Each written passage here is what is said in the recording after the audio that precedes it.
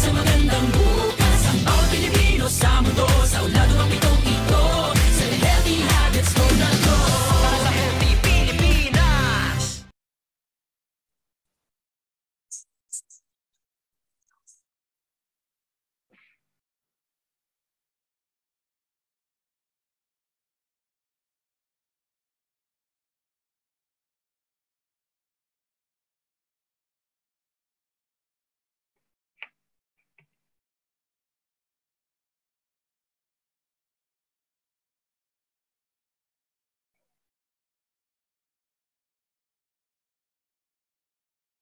(16.3% reported feeling a moderate to severe psychological impact. 28.8% reported moderate to severe anxiety symptoms. And 16.9% reported feeling moderate to severe depressive symptoms. Only 44% of those who suffer with mental health issues have received treatment or counseling. People are feeling more isolated more than ever as the pandemic keeps them away from their friends and family. It can be hard to find the help you need. Consulta MD is your partner in overall health, both physical and mental, because we know that your mental health matters. Mental Health Matters aims to serve those who are in a dark place and bust the stigma around mental health. We want you to know that you matter and that your mental health matters and that we are here to help. Seek help. Download the KMD app, talk to a professional because we want to help you. Hi, good morning. Thank you for calling Consulta MD. This is Dr. Tan speaking. May I know who's on the line, please? Yes, ako po. Ako na po ang doktor. Once you press 1, doktor na po ang kausap nyo. Hi, Carla. How can I help you again today? No, don't worry. You can consult us as often as you want. Unlimited ang Consulta MD. Hi, Carla. Yes, ship ko pa rin. Ganito kami ka-dedicated. No problem. You can call anytime, 24/7 naman kami. Yeah, don't worry. We're always here for you. Get 1 year of Consulta MD for only 499 pesos. I-consulta mo na yan. Download the app now.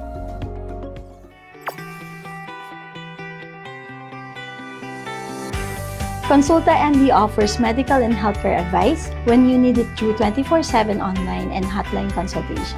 We, your doctors, are always in, always available, and always online. No appointment needed. Talk to a doctor immediately. It's affordable and unlimited. For as low as 60 pesos a month, i-consulta mo na yan. I-consulta mo na yan. Bringing you the most immersive Consulta MD experience by putting you right in the doctor's office through your TV screen. Experience doctor consultations with the new Huawei Vision S TV from the comfort of your home. Here's how. Click on Consulta MD in the app gallery. Input your mobile number to register. Create a PIN specific to your account. Once your profile is created, go to Talk to a Doctor in the homepage. Click on Video Consultation and wait for the doctor to enter the room. Get 2 months Consulta MD for free for every purchase of the Huawei Vision S TV. Upgrade your TV experience. Upgrade your life. Upgrade your healthcare.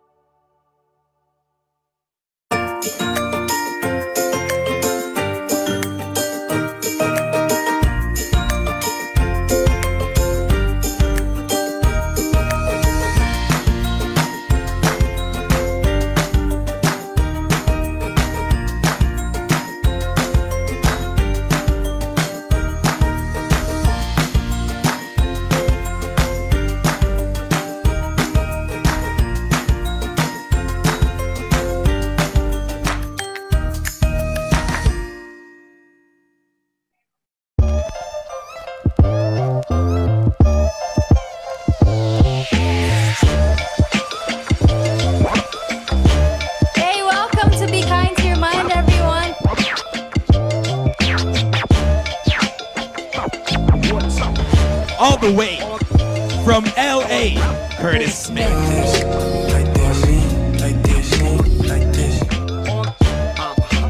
the one and only Ben and Ben.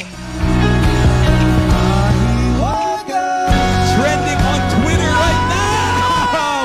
Woo! Congratulations to everyone. And don't forget to download the Consulta MD app. Super easy, and there's free mental health consultations 24/7. Yes, till October 31. It's Yep. free, guys, free.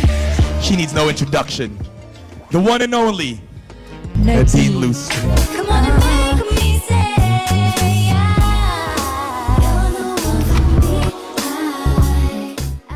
Let's all help raise awareness for mental health. Good night, everyone. We're proud of our legacy. But holding on to logos and identities from our past left us fragmented.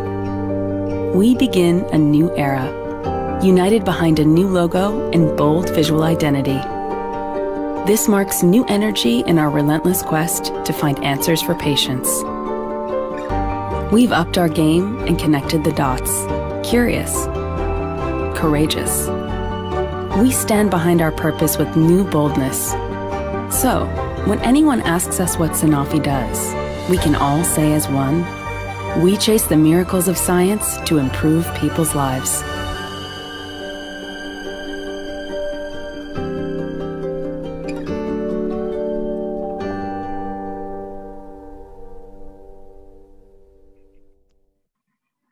Want to keep people in business moving in tune?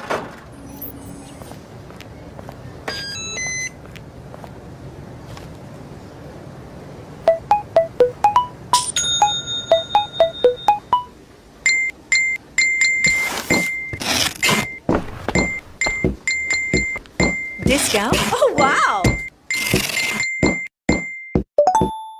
Discount? Oh, wow! Discount? Oh, wow! Good morning, ma'am. Discount? Oh, wow! Order complete. Discount? Oh, wow! Yes, ma'am. It's in stock. Order complete. Discount? Oh, wow! Hi, Doc. Yes, ma'am. It's in stock. Order complete. You too can stay in perfect rhythm when you forge new paths to better business with Glow Business e-commerce and contactless solutions. Own greater tomorrows.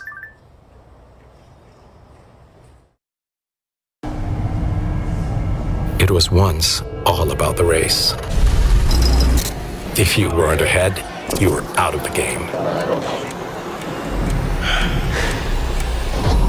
But when everything stopped, we saw the chance to change the game and begin a new path.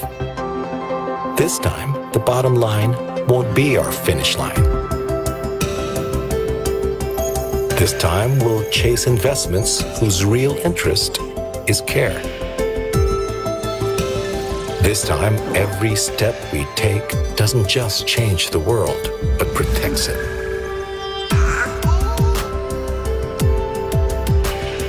This time, our tech advancements will propel human betterment. This time, we will run the longer race, because the most rewarding pursuit is leaving a world greater than what it is.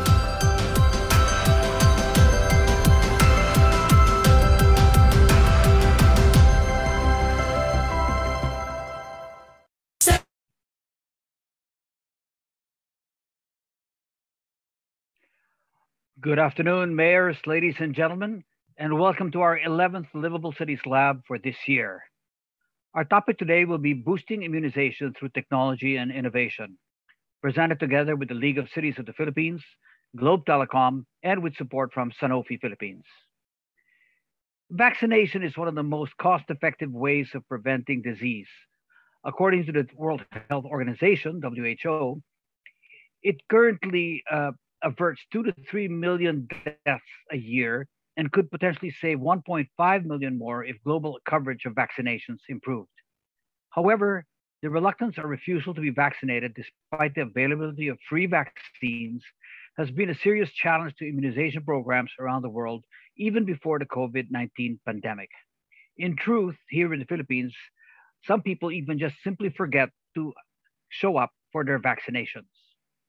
An ADB report in 2021 evaluating the lessons from COVID vaccine deployment found that successful vaccination campaigns require proactive communication strategies toward target populations and address vaccine hesitancy. Other immunization programs that have performed poorly were largely attributed to lack of communications. 2.5 years into COVID, our battle against the pandemic is not yet over. The president has recently issued Executive Order Number 3, providing for the voluntary wearing of face masks in open spaces and non-crowded, well-ventilated outdoor areas. With the easing of health protocols and the seemingly plateauing uptake of booster shots, against the backdrop of rising cases of other diseases, it makes this webinar timely and important. Today's slide will focus on addressing vaccine-preventable diseases, especially with recent reports about the spike in cases of dengue, malaria, and the reemergence of polio.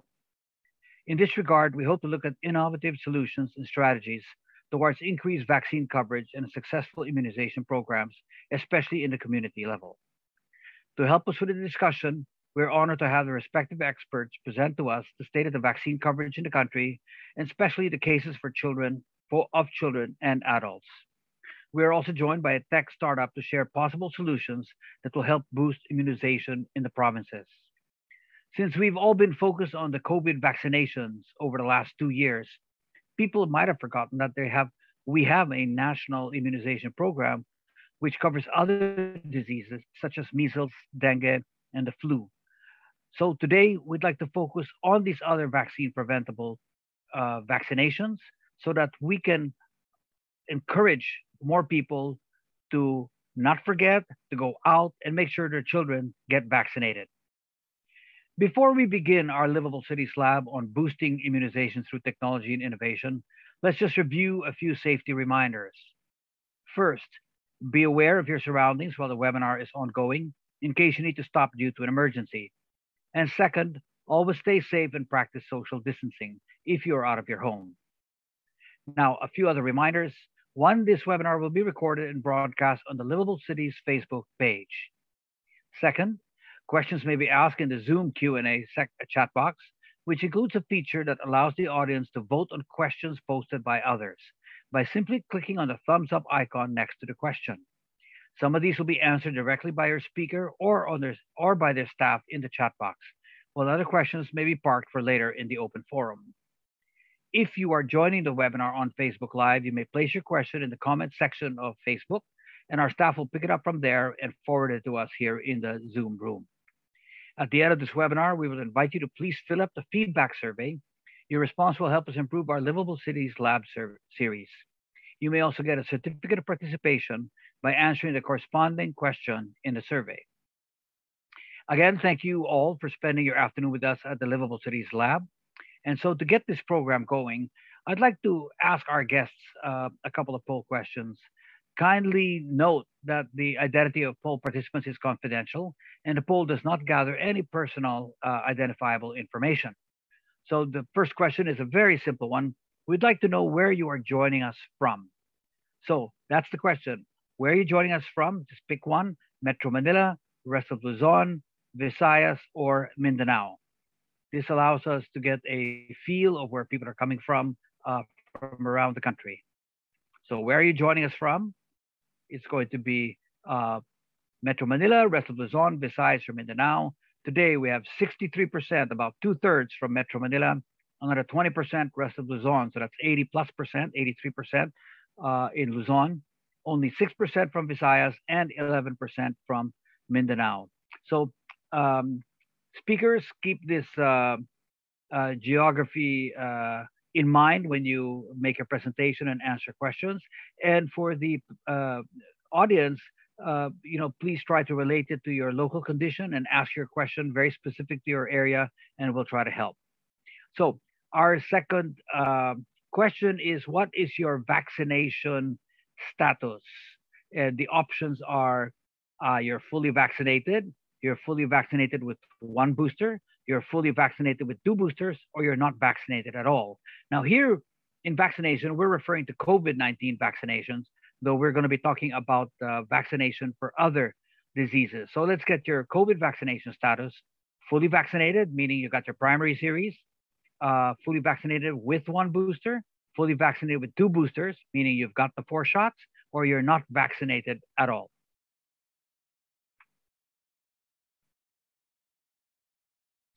Okay, let's see the responses. Let me pull it up on my screen. Okay, 18% fully vaccinated. Fully vaccinated with one booster, 42%, and fully vaccinated with two boosters, 40%. So we've got a pretty high level of vaccination across the board. Nobody is unvaccinated. That's great news.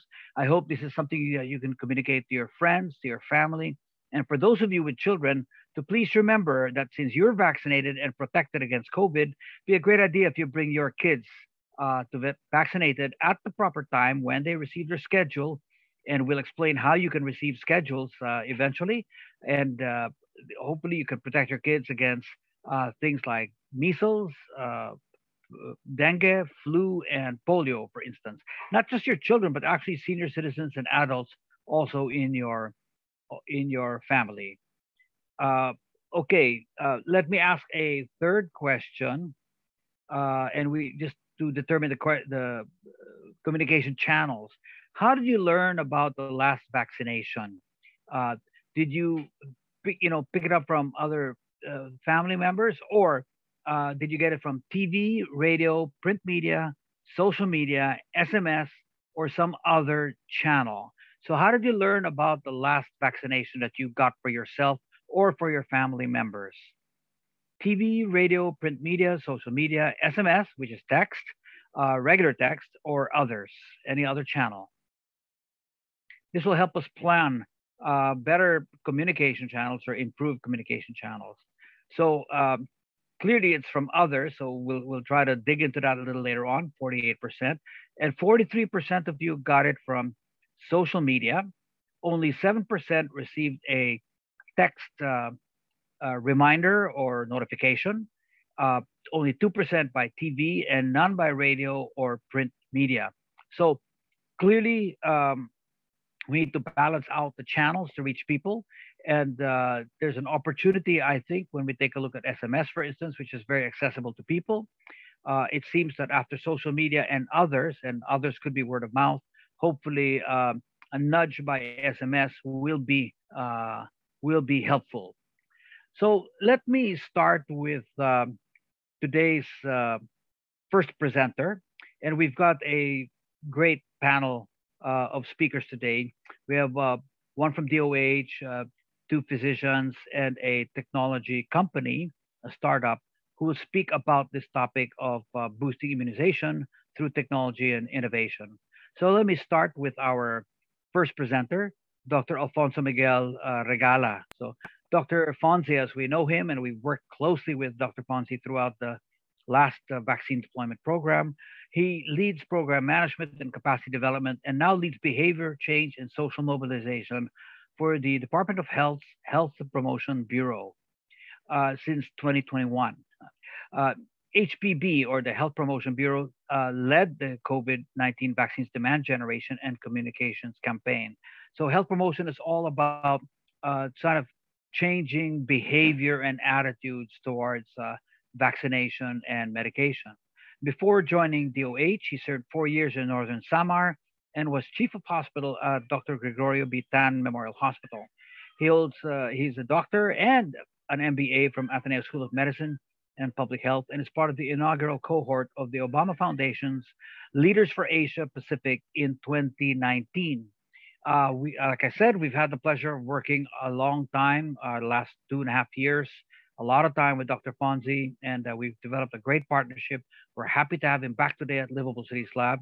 So to provide an overview of today's theme, let's listen to Dr. Fonzi Regala present the status of vaccination coverage in the Philippines. Dr. Fonzi, over to you. Thank you very much, Sir Bill, for that great introduction, and of course for always inviting DOH in our activities. So I'll be discussing vaccine coverage, but angling it towards its impact in our communities. So we know that vaccination has these three impacts, no, in our communities. It confers individual protection, but it also provides community and on a more much longer horizon, societal protection and benefits. So we know that immunization saves lives by preventing diseases, but it also reduces the direct and indirect health costs or expenses. So what do we mean by these direct and indirect health costs and expenses? No? So our unvaccinated children are at risk of developing diseases that may result in long-term disability. So there are these costs that we might not be aware of now, but will be exposing our children to these costs if we do not vaccinate them. Sick children are also unable to go to school and affects learning and development. We've seen it the last 2 years of the pandemic. It has led to some delays in the formation and learning of our children, both cognitive, social, and emotional growth were affected. So this has incremental effects. And then prolonged treatment and out-of-pocket spending also burdens families with medical expenses and the time that will be lost due to work caring for family members, not just when they are hospitalized, but also when they get discharged and are recovering at home. So our children and our communities face increased risks for impending outbreaks of diseases that could have been prevented due to low immunization coverage. Second, vaccines also confer community protection. This is a diagram showing decline of the number of cases of diphtheria, measles, mumps, neonatal tetanus, pertussis, polio, and rubella from 1980 to 2019. So, since the expanded program on immunization was started in 1976, we've seen a decline of these vaccine-preventable diseases because, number one, individuals got vaccinated, and number two, most or many of the individuals got vaccinated. So that's important to highlight that it's not just individuals do it, but many of the population get vaccinated. Why? Because it limits those who get sick and could potentially infect others. So we've seen there's this significant decline since we started in 1976. And by the mid-1990s, our vaccine-preventable diseases and cases and deaths declined sharply. There have been outbreaks and rise in cases of measles. This was 2014, 2018, and 2019. And then, despite this, the Philippines was certified to have eliminated polio in 2000, as well as maternal and neonatal tetanus in 2017. So by getting vaccinated, we also protect others who are not immune to catching the disease, those who cannot get the vaccines, maybe because they're allergic to components of it, or their immune system has certain defects that prevent them from getting the vaccine, or those who cannot become immune due to weakness of their immune system. So it does not just protect the individual, but it also confers protection to other people if most people get vaccinated. This is data for 2021 mapping of those children who have not received a vaccine from all regions. This was shared by UNICEF, jointly done with DOH. And it shows that around 1.1 children have yet to receive their vaccines. So ito po yung ating mga magiging priority areas when we are supporting or trying to catch up on immunization. So in terms of fully immunized child coverage, so first let's have a definition. No? Fully immunized child, or FIC, indicates that a child has received the following vaccinations on or before 1 year, no, or 12 months. That's BCG, their 1 dose, pentavalent vaccine, 3 doses, that's your diphtheria, hepatitis B, and Haemophilus influenza B, no? Your OPV, 3 doses, and 2 doses of your measles-containing vaccines. That's your measles, mumps, rubella, your MMR. So from 2012 to 2021, we've seen a declining trend in our FIC. So the national target is 95%. And we haven't reached that target. So we've seen this declining trend, and there are many different facets to the decline in our FIC. There's the Dingvaxia issue, there's building trust back to the vaccines. There's also both operational supply issues and the demand issues. So we have to look at it from several perspectives in order to really try to address the gaps and be able to recover from this declining trend in our vaccination. Third is societal protection. No? So we know that poor health outcomes will lead to less productive citizens. Will also lead to our children not learning what they should be learning in school, with their peers, socializing with family. And that development affects overall equity. Difference in opportunities may be the reason for this, but also perpetuates that difference in opportunities as well. So it's a result as well as a cause it's a result as well as a cause that's associated with our declining rates in vaccination. And if we improve our vaccination, we could address those equity issues also. So we want to highlight, like Sir Bill mentioned, that vaccines confer protection across life stages. We've forgotten, because of COVID, we somehow forgot routine immunization. But we also forgot that there are vaccines for different age groups. It's not just the kids who need to get vaccinated. No? So pregnant women also need to get vaccinated. Adolescents and adults also need to get vaccinated. So for pregnant women, they need to get their tetanus vaccine. So these are for those women giving birth and their newborn babies to be protected against tetanus. We are most familiar, I think, with the routine vaccinations for infants and children. No?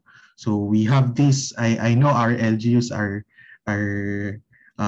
very familiar with our checklist. No?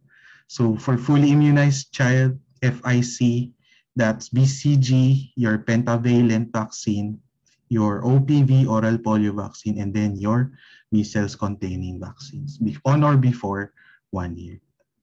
But we also have routine vaccines for special populations. So we have our human papilloma virus vaccine, influenza vaccine, and pneumococcal vaccine.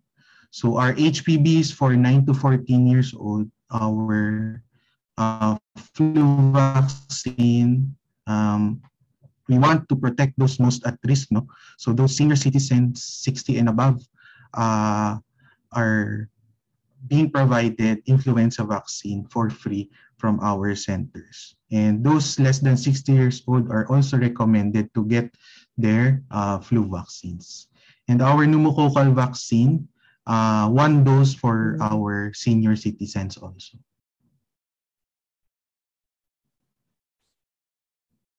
So vaccines, we want to reiterate, are safe, effective, protective, and they are free.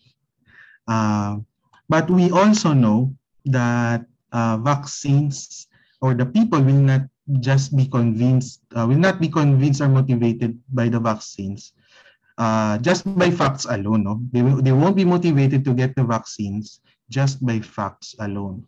So it's important to have our demand generation plan, our risk communication strategies to be able to respond alongside the different demands, no, with changing evidence, changing situations. So it demands that we also have operational agility. So when we work on motivating people, how they think and feel about vaccination, we also need to address the access issues, the practical issues that affect individuals to either prevent or enable them to get the vaccines. Those access issues will either allow them to act on their motivation and get vaccinated or prevent them from acting on their motivation to get vaccinated. Second, what can we do in terms of our demand generation and communications? We try to employ different strategies. This intervention ladder is one easy guide, and I'm very proud to say that several LGUs have already been doing these interventions. No, there are just two main principles with this intervention ladder. It shows the least restrictive to your left to the most restrictive interventions to your rights. The first important principle for this is we want to maximize as many types of interventions as possible.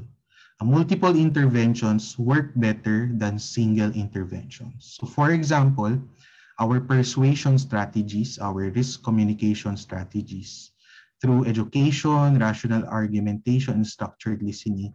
These are our health campaigns. Persuasion strategies alone will be less effective than persuasion strategies with nudges. So what are examples of nudges? So nudges would be our text messages from barangay health workers.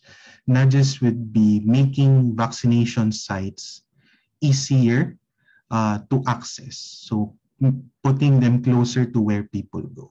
So multiple strategies work better than single strategies. Number two is that we need to exhaust least restrictive principles before moving to the more restrictive principles. So we think that the right mix would be on these first three. How can we maximize or balance persuasion strategies, nudge strategies, and incentive strategies that are appropriate to our local context? Because there is no one-size-fits-all strategy when it comes to vaccination. So on our last note, we continue to have our catch-up vaccination. Every Wednesday, Bakuna Wednesdays po, no? You can have your kids vaccinated in our health centers and other health facilities.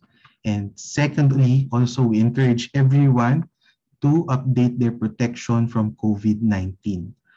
You could still get your primary series and your boosters at any of your nearest health centers. Now, we've expanded it to settings where you usually go, no? Our terminals, transport terminals, malls, our places of worship, workplaces. Nakita po namin yung ibang LGU sa sabungan mismo nagbabakuna po. So inilalapit na po ang bakuna sa lahat at hinihikayat na palakasin ang ating protection sa boosters. Maraming salamat po. Thank you very much, Dr. Fonzie. Great explanation of the importance of vaccination across all age groups and the impact that it has not only on the individuals, but on family and on community, and the impact over time. Now, what's important is you mentioned that there are different vaccinations required at different ages throughout our lives. So today we have two such speakers to touch on sort of a very early young stage of life, and later on among adults and seniors. So let me start with the impact on children and the importance of it. Our next speaker is Dr. Anna Ong Lim. And Dr. Anna is a professor of the Department of Pediatrics and section chief of the section of infectious and tropical disease at the University of the Philippines and PGA, UC PGA. She's a fellow of both the Philippine Pediatric Society, PPS, and Pediatric Infectious Disease Society of the Philippines, PIDSP. More recently, as part of the Philippines COVID-19 response effort, Dr. Anna Ong Lim served as a member of the DOH Technical Advisory Group, or TAG, the IATF Technical Working Group on COVID-19 variants, as well as the IATF Interim National Immunization Technical Advisory Group for COVID-19 vaccines. So we've invited Dr. Anna to come to speak today about achieving routine childhood immunization. Let's please welcome Dr. Anna Ong Lim. Dr. Anna, the floor is yours. Thank you, Sir Bill, for the very kind introduction, and thank you to the team for the invitation to speak to this group that I really, really want to engage with because bilang mga local chief executives, mga movers and shakers in the local government unit, kayo ang susi para makarating tayo dun sa ating inaasam na marating, no, which is achieving these childhood immunization objectives that we have set in place for decades already. I'm glad that I had a chance to listen to Dr. Fonte's presentation because I think what I have to share will complement what he said, no? Because he gave us a situationer. And now I think we've set the stage to be able to understand why it is that we are unfortunately still falling short of our target for coverage. So maybe one way to view this is to think about the situation in the context of our current scenario, which is, of course, COVID. And UNICEF has said that, unfortunately, even if the impact of COVID on the childhood and youth population isn't as great as it is for adults, where you have a lot of mortalities and a lot of illness, the indirect effects of the pandemic on strained health systems, household income loss, and disruptions to care-seeking behaviors like vaccination are quite substantial. And so it's not surprising that we're really having a difficulty achieving the objectives, and we need to review how these objectives can be achieved. So I think I'm not sure if I saw this in Dr. Fonte's list, but I think we referenced the same material. There's this publication coming from the Philippine Institute of Developmental Studies, and they actually look very closely at the state of the routine immunization program in the past 2 or 3 years. And this graph shows us that most of our vaccinees, whether they belong to the bottom 60% or the middle 20% or the top 20% of our SES, actually secure their vaccines from the public sector.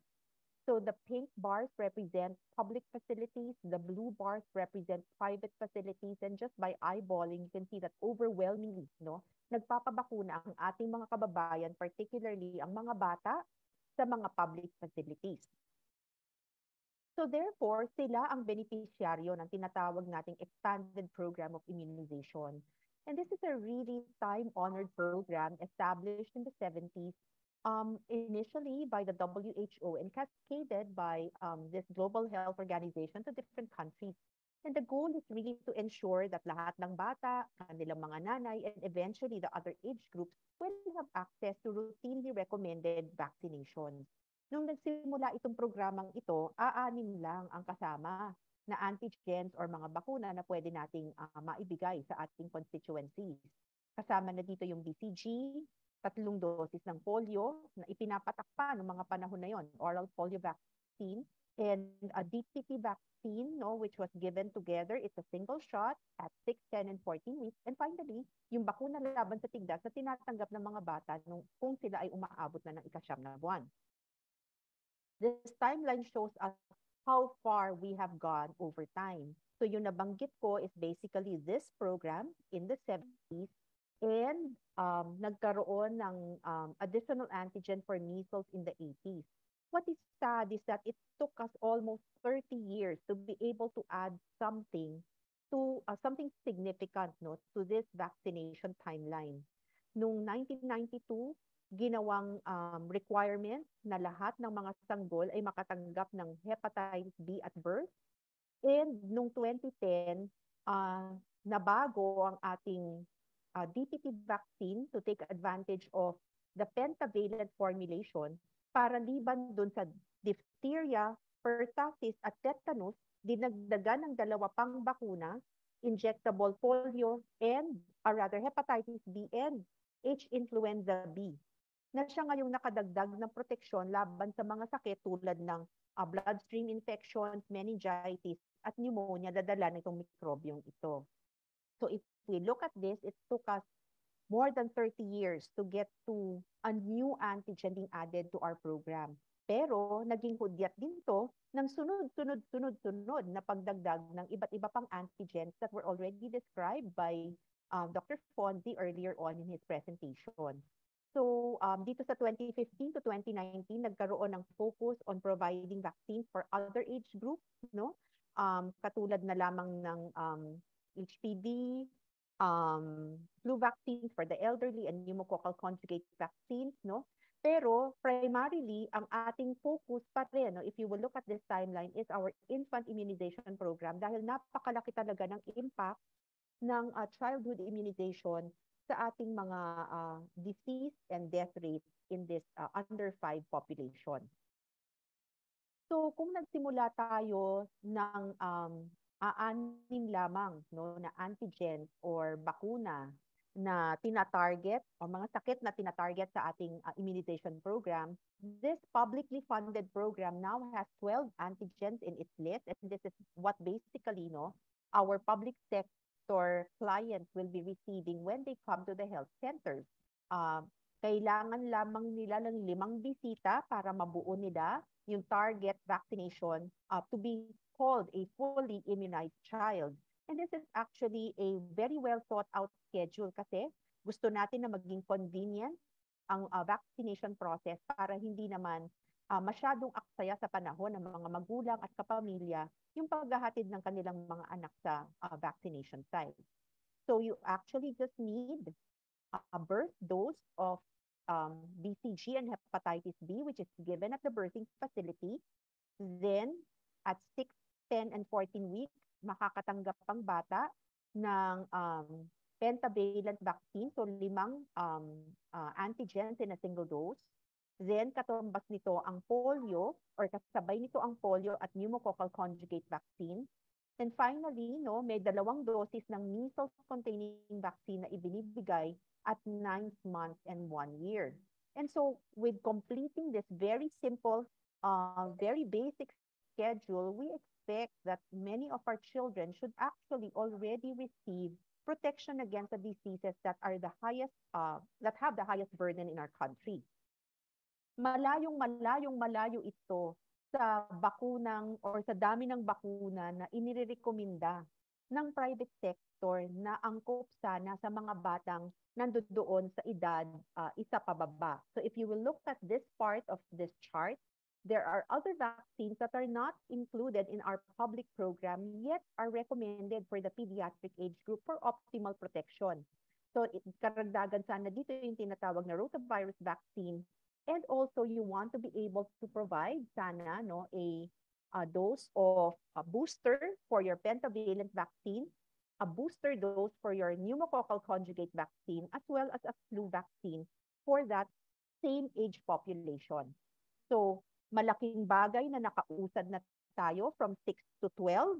But when you look at this calendar, which is, I would say, the optimal schedule, we're still missing a significant number of antigens. And we also have to keep in mind that there are other vaccines that need to be provided throughout the life stage during adolescence and young adulthood that our children in the public program are not able to access as of yet. Ano-ano nga ba ang program, ang objectives ng program para alam natin kung ano ang ating hinahabol? It's very simple. It's to reduce morbidity and mortality among children against the most common vaccine-preventable diseases. At kaya yun ang nailagay dun sa ating sistema. That's really because we know that these conditions have the most burden, and these are basically measles, polio, tetanus, pertussis, diphtheria, hepatitis B, and measles. Kung hindi na pamilyar itong mga sakit na ito sa ating pandinig, kung wala na tayong nababalitaan na nagkaroon ng polio o diphtheria o pertussis, it's a credit to this program. Dahil nga sa dami na ng mga batang nabakunahan, hindi na pamilyar sa atin na meron pang mga ganitong sakit. But I will have to say, being an infectious disease specialist, that these diseases continue to be present at nakakalungkot kung makakakita tayo ng mga sanggol na nagkakasakit ng malubha na ICU o kaya namamatay dahil lamang hindi sila nakatanggap ng tamang bakuna. Hindi imposibleng magkaroon ng pasyente na na-ICU dahil nagkaroon ng pertussis. This is what we call whooping cough. It's something that might not be recognized readily kasi hindi na nga gaanong nakikita, and yet we still see patients with this problem. Alam natin na may mga bata, teenagers na nagkakaroon ng tetanus and unfortunately will pass away from this illness.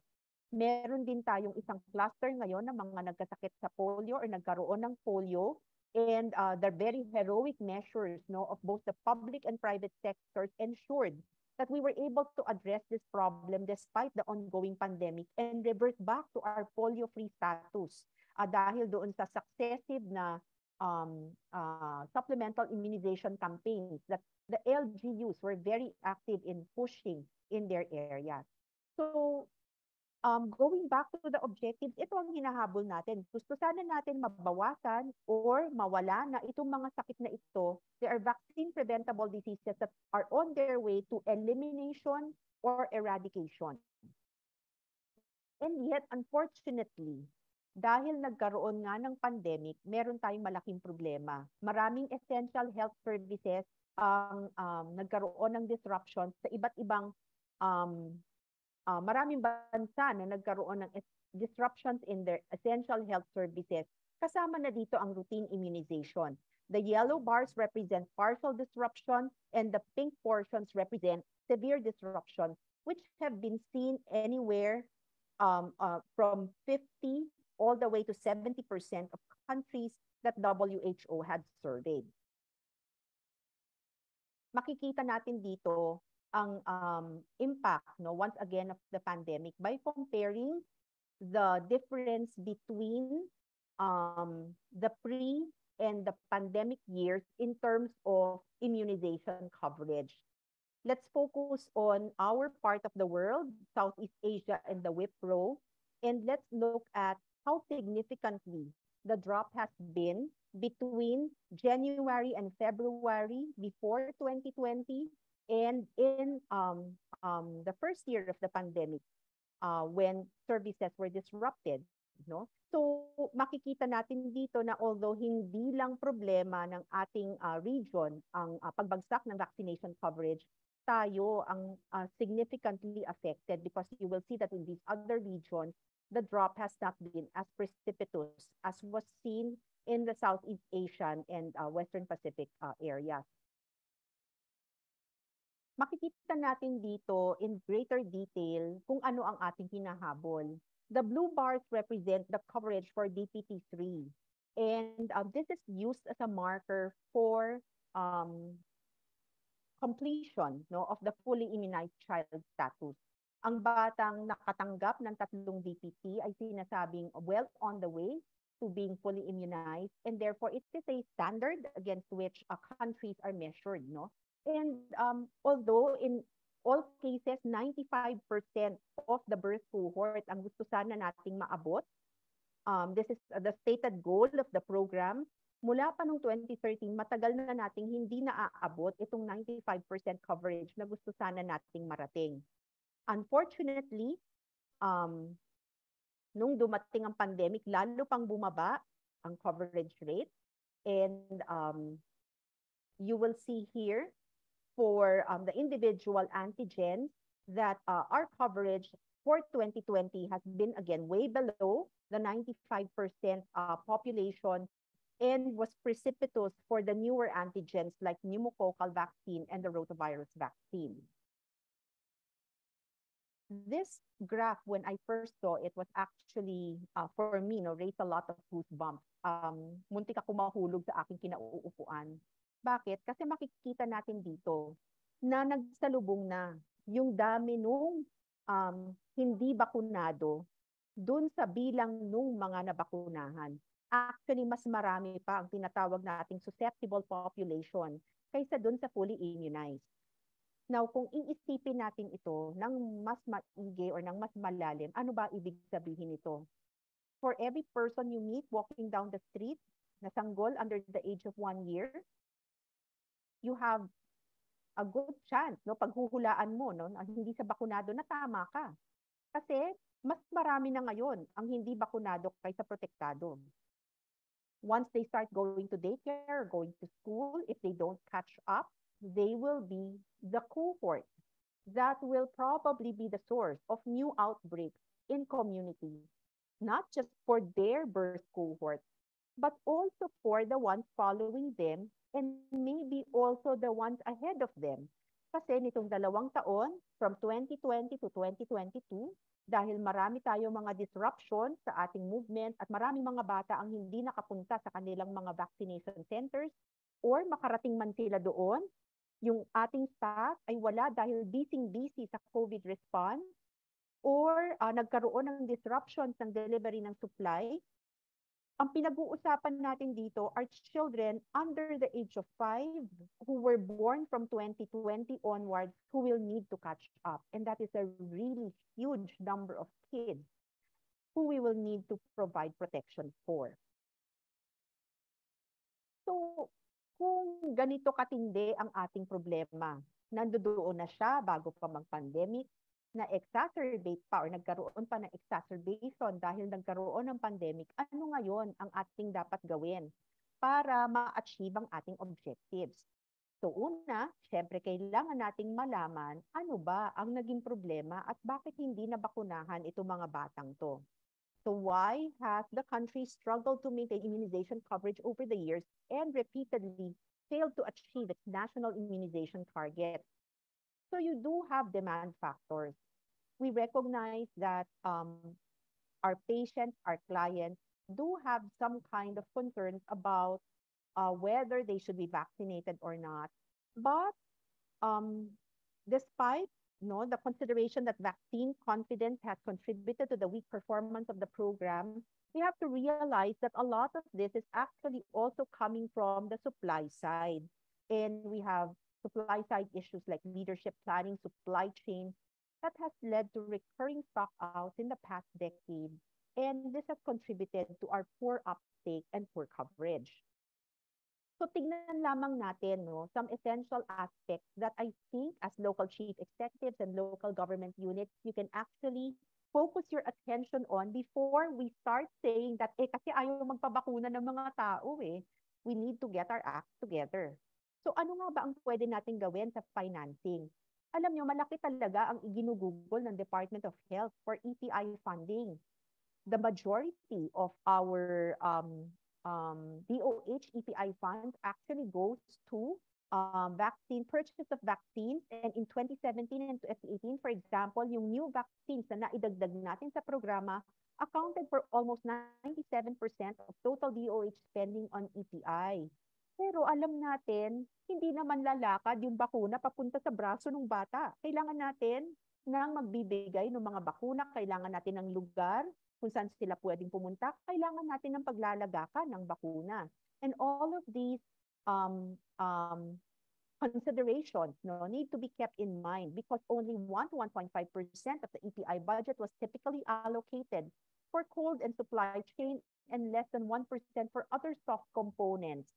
including human health resource, including recording of this data, including maybe projecting an electronic database so we can capture all of this information more efficiently. With respect to vaccine supply chain and human resources, the report by PIDS also shares that there's a need for better assessment and allocation, warehousing capacity, logistics systems, and bureaucratic processes that lead to delayed procurement and delayed payment to logistics and suppliers that lead to vaccine stock out. And all of this actually are quite significant in terms of our problems with respect to ensuring um,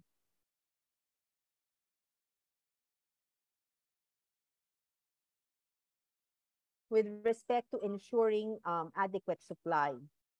Also, government has introduced multiple vaccines in recent years but failed to invest in system strengthening or non-vaccine components of the program. So nabanggit ko kanina dun sa aking arrow or the timeline that I showed you earlier, meron nga tayong mga bagong bakuna and yet yung ating strategies for delivery needed more attention. Medium to long-term solutions for these problems include improving the planning of vaccine requirements, increasing immunization coverage and timeliness by expanding to private sector delivery channels. Maybe we should start considering more closely partnerships with the private sector to be able to deliver these vaccines more efficiently. We want to increase immunization coverage by expanding the cadre that can provide vaccines. For example, in the same way that we are no longer just counting on doctors and nurses to provide vaccines, maybe this should be explored for our normal or routine immunization program. And finally, we need to improve and invest in the vaccine cold and supply chain to get this system to move more efficiently. Nabanggit kanina ni Dr. Fonsi yung issue of vaccine hesitancy. Alam natin na gusto natin marating itong sitwasyon na to where the child receives the recommended vaccines in the most efficient manner. Pero bago natin marating itong sitwasyon na ito, kailangan din natin siguraduhin na nandoon sa ating system yung mga considerations tulad ng ease of access, affordability, service quality, and also respect from the provider. Once these practical issues are addressed, we also need to look at motivation, which can be affected by how people think and feel about vaccines, whether they have confidence in the vaccines, in safety and in the provider, and also whether the social processes are in place, like community support, family support, provider recommendations, that all play into the motivation or the intention to get a recommended vaccine for a child. So sinasabi natin na bago tayo makarating dito sa dulo na ang bakuna nakarating dun sa client or sa bata na dapat mabigyan ng proteksyon, kailangan nating pagdugtungin not just the motivation, which is a very easy scapegoat. No? Madaling sabihin na ay kasi hesitant ang mga tao eh. Sigurado ba natin na inasikaso din natin yung practical issues that need a lot of attention. Vaccine acceptance is a continuum. Hindi naman lahat ay parating tumatanggi na lamang sa bakuna. Marami ay nagdadalawang isip or nag-iisip-isip at pwede pang makumbinse. Lalo na kung mabigyan ng magandang rekomendasyon ng ating healthcare providers. And having an awareness of this will also help us as we try to address the growing problem of vaccine hesitancy. But what we really need to keep in mind is we need to have all of these 5 C's in place. Yun bang constraints such as the logistics issues, financing issues, natutukan na natin. Ang mga tao ba aware? No? They're not complacent. They know that it's important to be protected against these very common diseases. Meron ba silang confidence sa sistema, sa bakuna, at dun din sa mga taong nagbabakuna sa kanila? tayo ba, no, bilang mga tumatanggap ng bakuna, do we have the motivation to be responsible for others, collective responsibility to think that our actions will impact others? And are we able to calculate correctly? Do we have the correct information to make these decisions? Are we swayed by misinformation and disinformation that is increasingly being available in the public space? So I started off this discussion framing it by answering these two questions. So what are the objectives of routine childhood immunization? They're very simple. We just want to make sure that we are able to provide the vaccines for kids, and we want to be able to prevent disease and death for these very common infectious diseases. These objectives can be achieved if we understand what the shortcomings of the current situation are, and not just lay the blame solely at the feet of hesitation or hesitancy, but also recognize that we have a lot of practical considerations that also require our attention. So with that, let me end my talk, and thank you once again for your attention.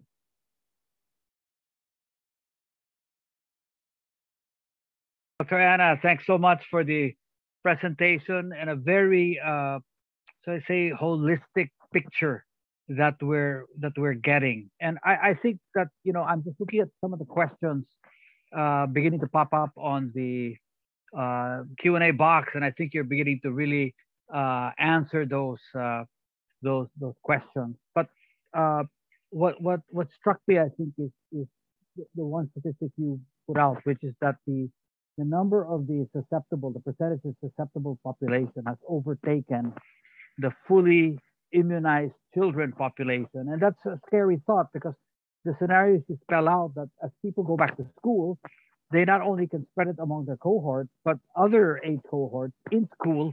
And then that's going to have kind of a bad domino effect, I think, that we're going to have on school children and on students, and the burden that Dr. Fonsi pointed out that families begin to face financially and also from lost opportunity for work. So very important, and thank you so much for that. Now let's move to our next speaker, Dr. Ronchin Solante. Dr. Solante is currently the Chief of Adult Infectious Diseases. So we're going to shift from pediatric vaccinations to adult vaccinations. Dr. Solante is currently Chief of Adult Infectious Diseases and Tropical Medicine at the San Lazaro Hospital, and is also the Vice President of the Philippine College of Physicians.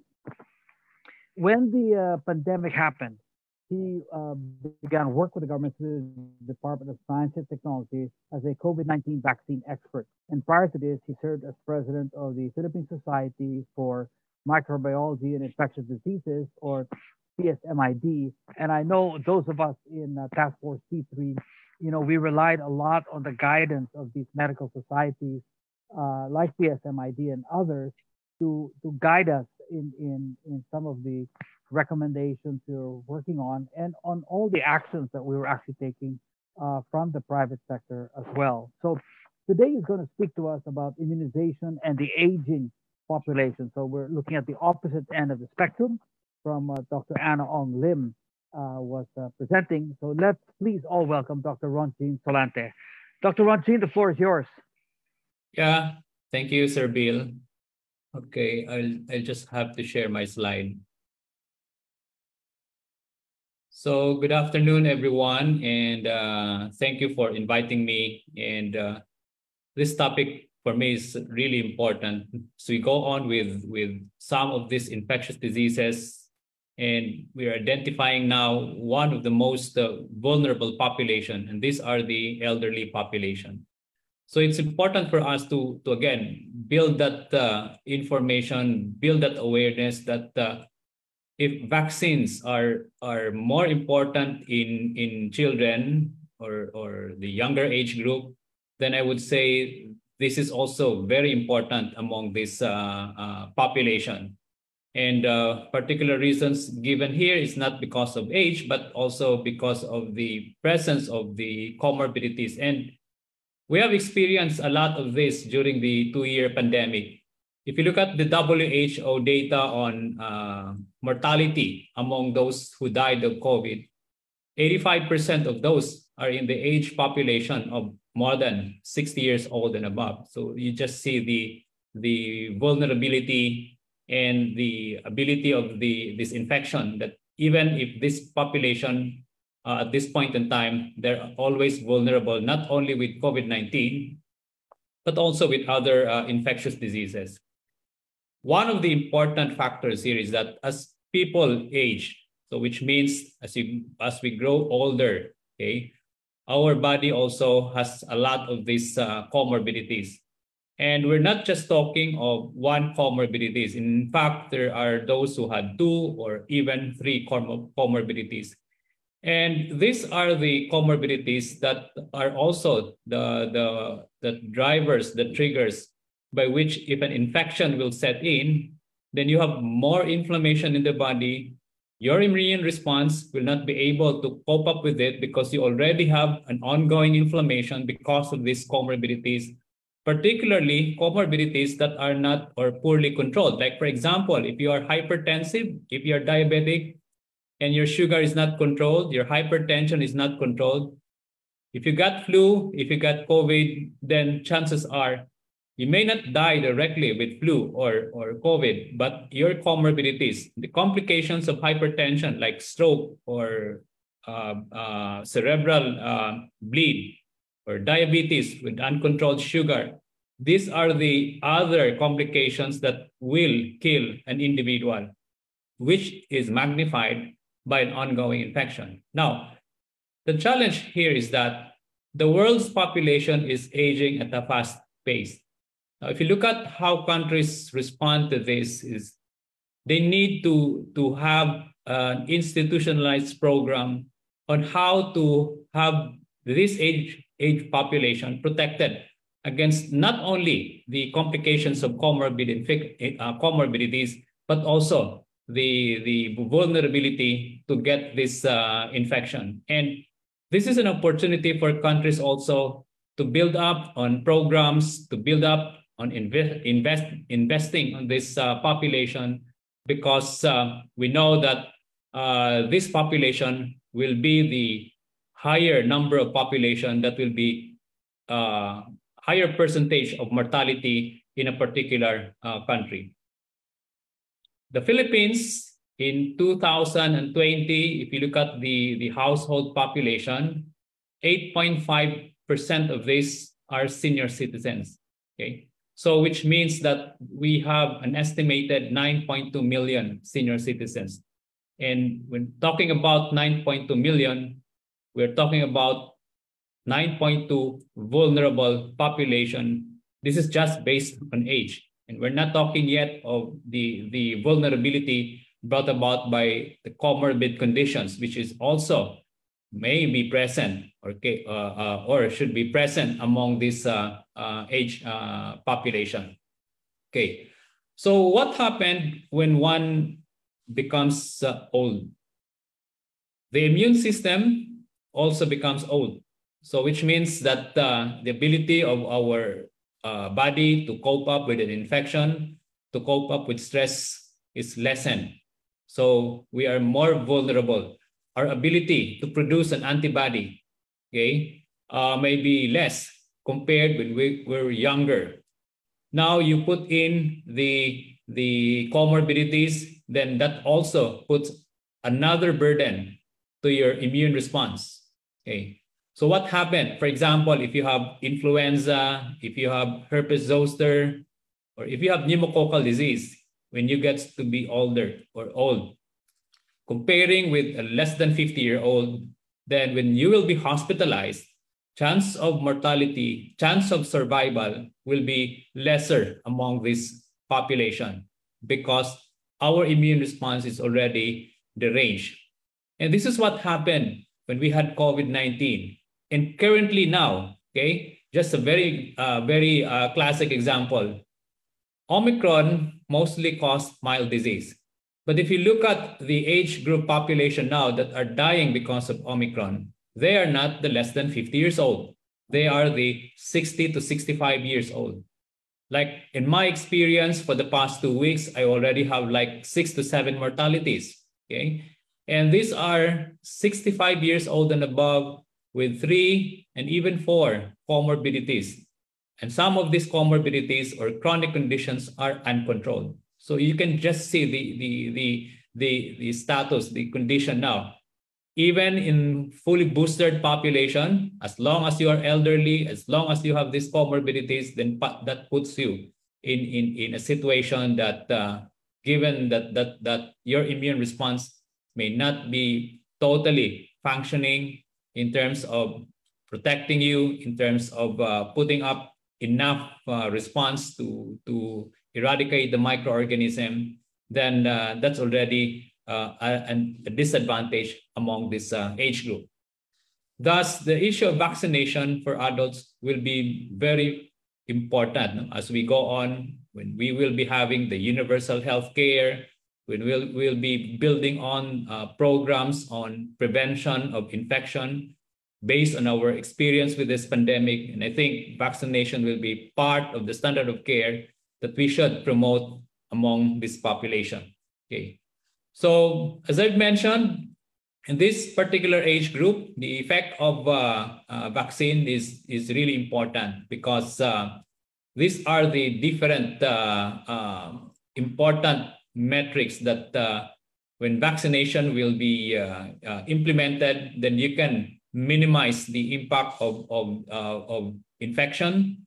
You can minimize also the impact of these comorbidities. And at the same time, you can minimize also having these people risk of getting the infection. Even if they get the infection, there's a possibility that they still can get the infection, but because of the vaccine, it may just be a moderate type of severity and can also prevent complications of these infections. Okay, so we need to recognize what are these vaccine preventable diseases and how will it benefit when we will be giving vaccines to this population. Just to give you an idea, because we don't have local data on this, this is the data coming from the US, okay, that both respiratory tract infections in the form of influenza and pneumonia killed more than 1.5 million adults, and these are 50 years old and above in 2017. And this cost them 23 million years of life lost due to early death. So you can just imagine how important when you will be investing on vaccines, investing on preventing this infection, and you'll be saving this life lost among this population. To give you a very classic example on how flu can increase the risk of mortality. Okay, so if given this is an adult individual, okay, and you have an influenza, now with influenza, a lot of this individual, the elderly, may not present with a respiratory tract infection. They may present with the comorbidities or the complications that is brought about by comorbidities. They are higher risk of getting stroke or having stroke if they get influenza. Okay, 23% of them will have increase in their frailty condition. Okay, if they are diabetic, then their sugar will be uncontrolled, so they will also be having complications of diabetes. And the more important part here is that when you have all of these complications, what organ will suffer? It's the cardiovascular and the lower respiratory tract. Okay, so new and emerging data are being examined that most of these infections, particularly lower respiratory tract infections in the form of pneumonia, can trigger a heart attack. Okay, and one of the most studied among this population are those who got flu and developed heart attack while they have the infection. Okay, so it's not only treating them for the flu, but also treating them for the heart attack, preventing them to develop a heart attack. And later on, I will show you a slide how a vaccine can prevent a heart attack. Okay, so first is, what are the vaccines that are needed among this population? Okay, so we have here the list of all vaccines that can be given in adults. Okay, vaccines that can be prevented, that can prevent death. Some of these vaccines can also prevent spread of the infection to children and the other vulnerable population. Some of this vaccine can also prevent chronic complications of illness, like, for example, if you have varicella or chickenpox, then you can prevent the lifelong complication of post-herpetic neuralgia. If you have a hepatitis B vaccine, you can also prevent chronic hepatitis B. And in fact, the Philippines is one of the top 10 countries now, contributing more than 30% of the hepatitis or chronic hepatitis B in Asia. And chronic hepatitis B is the most common cause of liver cancer in the Philippines. Okay, so you'll be preventing some of these complications with vaccine. Of course, you have two of the most important vaccine, your pneumococcal vaccine and your influenza vaccine, which can directly prevent infection. And the ability of this vaccine to protect against the complications like pneumococcal disease, you can protect them from developing severe pneumonia, and at the same time, influenza vaccine prevention of complications of flu. So I made this choose this particular slide just to give you an awareness that at 50 years old, there are already important vaccines that are what must be given. Okay, so routinely given among this age group, and we have, aside from influenza, we have the tetanus, diphtheria, and pertussis. No, and in this new guideline for adults, you need to give it every 10 years. No, it's more of protecting the adult against the pertussis. So pertussis is a respiratory tract infection that can also cause complications in the heart in adult. Then you also have here the herpes zoster vaccine, 2 doses that will be given at 50 years old. Why? Because this is the age group wherein you have a higher risk of reactivation of previous exposure to varicella in the form of herpes zoster. And although zoster is not a life-threatening infection because of a lower risk of complications, but the long-term complication of post-herpetic neuralgia. And in fact, there are also data now that with post-herpetic neuralgia and post-zoster infection, you're also higher risk of developing stroke. And then you also have the pneumococcal vaccine. And we have 2 formulations of the pneumococcal vaccine that should be given, and 1 year apart, starting at 50 years old and above, which is our guideline in the Philippines. But if you follow the foreign guideline, they usually start this at 65 years old and above. Okay, so the only difference here is that in the pneumococcal vaccine, we start our pneumococcal vaccine in the Philippines at 50 years old. Why? Because there was a study done before that at 50 years old, there are more Filipinos already developing pneumonia. So we want to take that opportunity that putting them on pneumococcal vaccine at 50 years old, it may protect them against the complications of pneumonia or getting pneumonia on that age group and older. Okay.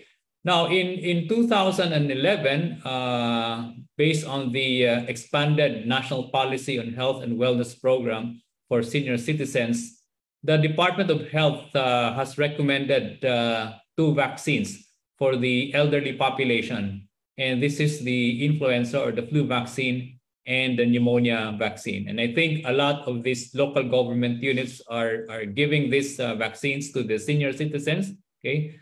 And I hope that that program will continue. And I would encourage the local government to extend also not only giving influenza vaccine or pneumonia, but also extend use of other vaccines that are very important among this population. Now, what's the benefit of giving vaccines to adults? Aside from the complications, aside from disease-related mortality, one of the challenges in adult vaccination is the coverage, okay? And we know that, no, because been working as an infectious disease for almost 20 years now, been giving talks about adult vaccination, and has been all over the country for these talks and meetings. And a lot of physicians are still not aware what are the vaccines that are needed among this age group. That's one. Second, they only knew 1 or 2 vaccines for adult population. And in fact, some of them doesn't know how to give it or when to give it, okay? So it's understandable, no? Because there's really a lack of campaign in terms of education, advocacy among these clinicians. So the advocacy should start with clinicians, should start with the program managers on why these vaccines are needed among this population. And it entailed also a better understanding that these vaccines are important in this population. So in this particular data, it seemed that although this is not our data, this is from other countries now, but I would just like to give an idea here that if you increase the coverage, so it's not about individual benefit of the vaccine. The more elderly population receiving the vaccine, the higher the coverage, there will also be higher protection. So it means less disease-related mortality compared to without vaccination or only partial coverage. And at the same time, cost here is related also to the complications of not giving vaccines. You'll have more elderly going to the hospital. You'll have more elderly going to the clinic because of treatment with the antibiotic. And I think the factors that these patients will be vulnerable, then the cost is not only treatment, but also the possibility of death. So, which means that if we increase the coverage of vaccination among this population, then there's a better way of also prevention of death among this population.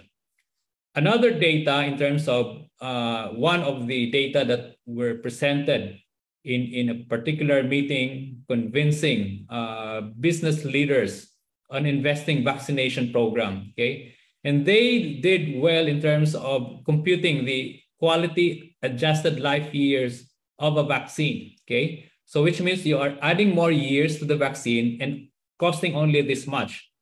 And 2 vaccines were significantly identified that can prevent substantial morbidity, disability, and death, while the cost is not that big. And these are influenza and pneumococcal vaccine. And I think this is understandable because having influenza, protecting a patient, an elderly population getting influenza, so you will be protecting them against hospitalization and death.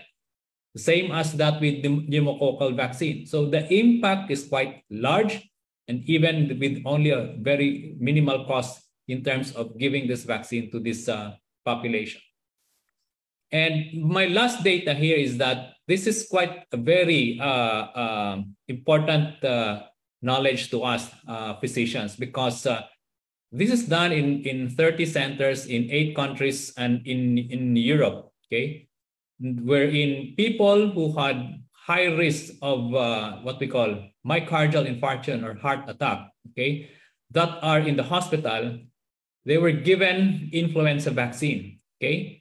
So for those who were given influenza vaccine, it reduces the risk of these people in the hospital, okay, to develop a heart attack, okay? And it was so significant that even in their program, in most of these patients in the hospitals, if they have risk factor for a heart attack and have not received any vaccine, particularly influenza, then they are now part of the standard of care giving this vaccine. So see, these are direct benefit of giving vaccines because you prevent death among this population. So moving forward, I think we need to realign also with the global plan visions for vaccines and immunization starting 2021 to 2030, wherein immunization should be part of that as we move forward in terms of driving, protecting this population. And just to give you an idea how important immunization is, in this WHO strategic framework of 17 Sustainable Development Goals, 14 of these development goals are related with the importance of putting immunization or vaccination in the program to protect life, to prevent infection, and to prolong life. Okay, so I think we need to, again, make a commitment as a society. We need to plan, and of course, we now identified this vulnerable population that with vaccination, they will have an impact in terms of reducing death, okay, reducing mortality, and reducing hospitalization. So with that, thank you for your kind attention.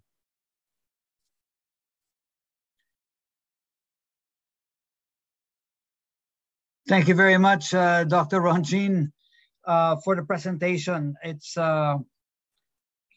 I can tell you from a personal perspective, it's a very sobering presentation because I am right in that age group that you happen to be referring to.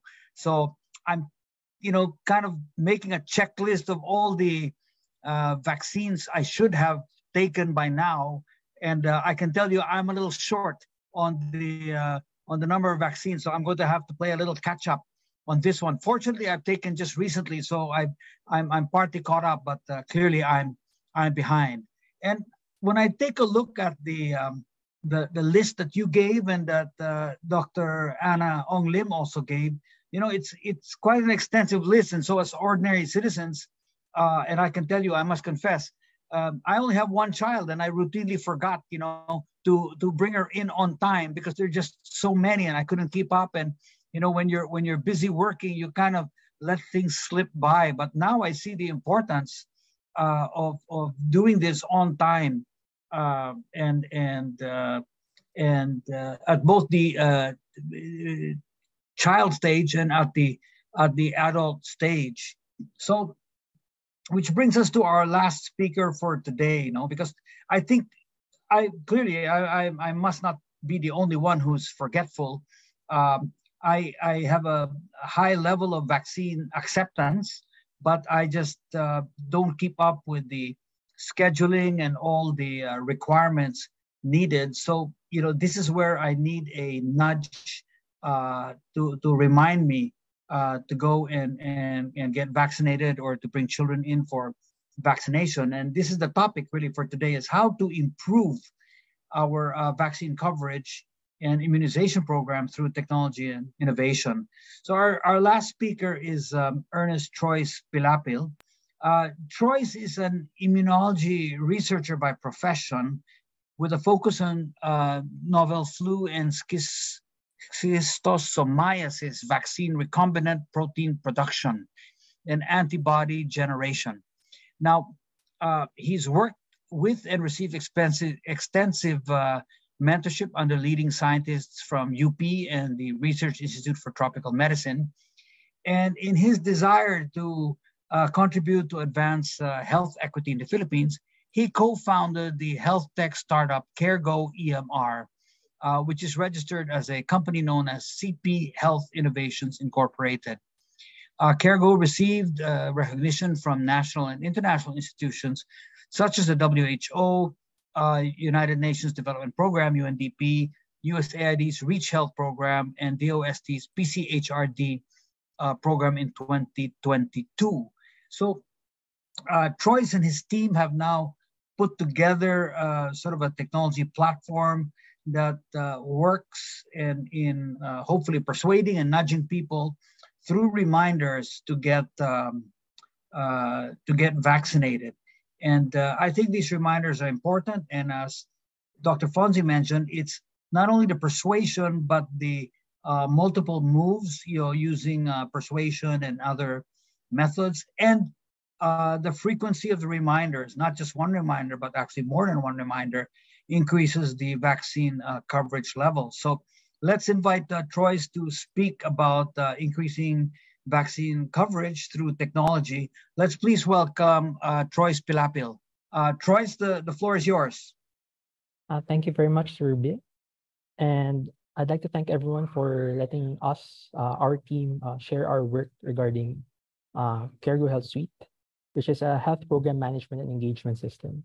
So this technology, we believe, could help increase the vaccination rates through technology, and that we can reach to achieve vaccine equity through technology, one community at a time. Before we started developing the platform, we have first asked ourselves, and given that my former work was regarding vaccine development, we had this question, not why is it that not every child who should be vaccinated is vaccinated? So we tried to interview first many health workers from communities, from health centers. And we have identified leading three factors. First, sometimes the health records are disorganized, inaccurate, inaccessible, which sometimes lead to late reports. And that many of them, because it is manual, of course, it becomes an overload for their current work as shared by my fellow panelists. But what most really intrigued us was that sometimes parents just are not well informed of the schedules of vaccination, as we have answered here a while ago. And I think I've seen in the questions that a more aggressive campaign, that's one thing that we tried in this intervention. But before this, I'd like to share to you a story of a beneficiary that we have talked to, Tatay Armando. He is a daily wage earner. So you would expect that he would be busy first for putting food on the table prior to going to health centers and to knowing what are the available health programs. So when we tried to ask our beneficiaries, what were the methods that we were able to know what are happening in their health centers, in their local communities? First, there is this Facebook post, barangay general announcements, and sometimes they just know it through their neighbors and communities. So an example here is that I've posted a Facebook screenshot wherein a person is asking, venue please, where is this location? So with those kinds of problem, and with that kind of problem that we were able to identify in the vaccination space, we proposed the use of a technology that delivers health service awareness to the people, quick and targeted to those who need it. And when we tried this solution in our preliminary testing, we were able to see some feedback from our beneficiaries that somehow they felt concerned from their health authorities, especially to local chief executives here. The people who we have served during our pilot testing felt the concern of their local health centers, their local health leaders, and that led to increased engagement to healthcare services. And furthermore, with this kind of platform, we would be able to increase the accuracy and accountability in data recording and storage. And easily, those data can be used by the local health authorities, by everyone here, so that it can be interpreted by the local health departments for policies and other meaningful purposes. To use our platform, it would only need a few clicks for the users, and it can be accessed by our healthcare workers either through a cell phone or through a desktop. So first, they would only need to access the web application, register the patients only once, and choose the SMS recipients based on different factors such as age, the barangay, of where it is going, and the date and time of when it is happening. And then they can send or schedule an SMS in advance. We have also input here an SMS template so that the SMS platform won't be abused for other purposes that is not of the intent for health reminders. So as you can see here, it would be received even by a keypad phone. On our pilot testing, under the support of the United Nations Development Program, we were able to pilot this with one municipality in Batangas. And what we have observed surprised us that a simple SMS nudge was able to increase by up to 7.2% the participation to vaccination programs. We have done this in a randomized control trial, wherein the control setup did not receive any SMS reminders. There was a strong correlation between the attendance rate and the number of SMS reminders received. And what we have observed, according to our beneficiaries, the best would be at least 2 reminders. I know it might not seem that 7% is not much in terms of increasing it, but if you would be able to scale this in the whole Philippines, it would mean millions of Filipinos would be safe from vaccine-preventable diseases. I'd also like to note that the percent of participants who were vaccinated in the 2 reminder setup was a percent below the 95% coverage target. Other than that, we have also taken note of the following results. 41% of those who attended the health programs have strongly attributed their attendance to CareGo SMS reminders. And other than the quantitative metrics, we also sought feedback from beneficiaries and users of our platforms, such that health-seeking behaviors of community members were observed. So what does this mean? For example, if community members were able to receive the SMS reminder, they would be sending in advance to their healthcare workers if they would not be able to attend due to various factors such as employment, relocation, or their child is not feeling well. And with that, it made the health workers happier because they're able to know quickly in their target client list who would be coming and who they would be expecting. And who they expect to attend arrived early in health programs.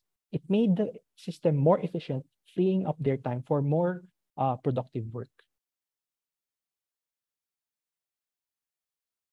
We also gathered feedback, and as I have mentioned, Tatay Armando, who is a daily wage earner and who is our beneficiary during our pilot testing, shared to us his challenges in bringing his daughter towards vaccination programs. And I would also like to share here one of the users who has shared to us that through CareGo SMS reminders, a more efficient public announcement system was able to help her work as a BHW. With all this potential, it might seem that this is all aspirational, but when we try to quantify it, what is the actual value of an effective communications and engagement channel? So maybe it would help us realize if I can give you an example. So to inform and remind 75,000 people with one SMS reminder for one vaccination program schedule, the current status quo would need the health office 3 staff hours to dedicate 500 hours of texting. So that would mean 75,000 reminders in 500 hours of 3 staff. And that would cost around 150,000 pesos in staff hours and SMS. It's very tedious, time-consuming, and not possible to be completed. That's why I'm not surprised it's not being done in a very large scale in our country. But with CareGo SMS reminders, many of the health offices can do it in 1 hour, in under 30 minutes, for 75,000 reminders.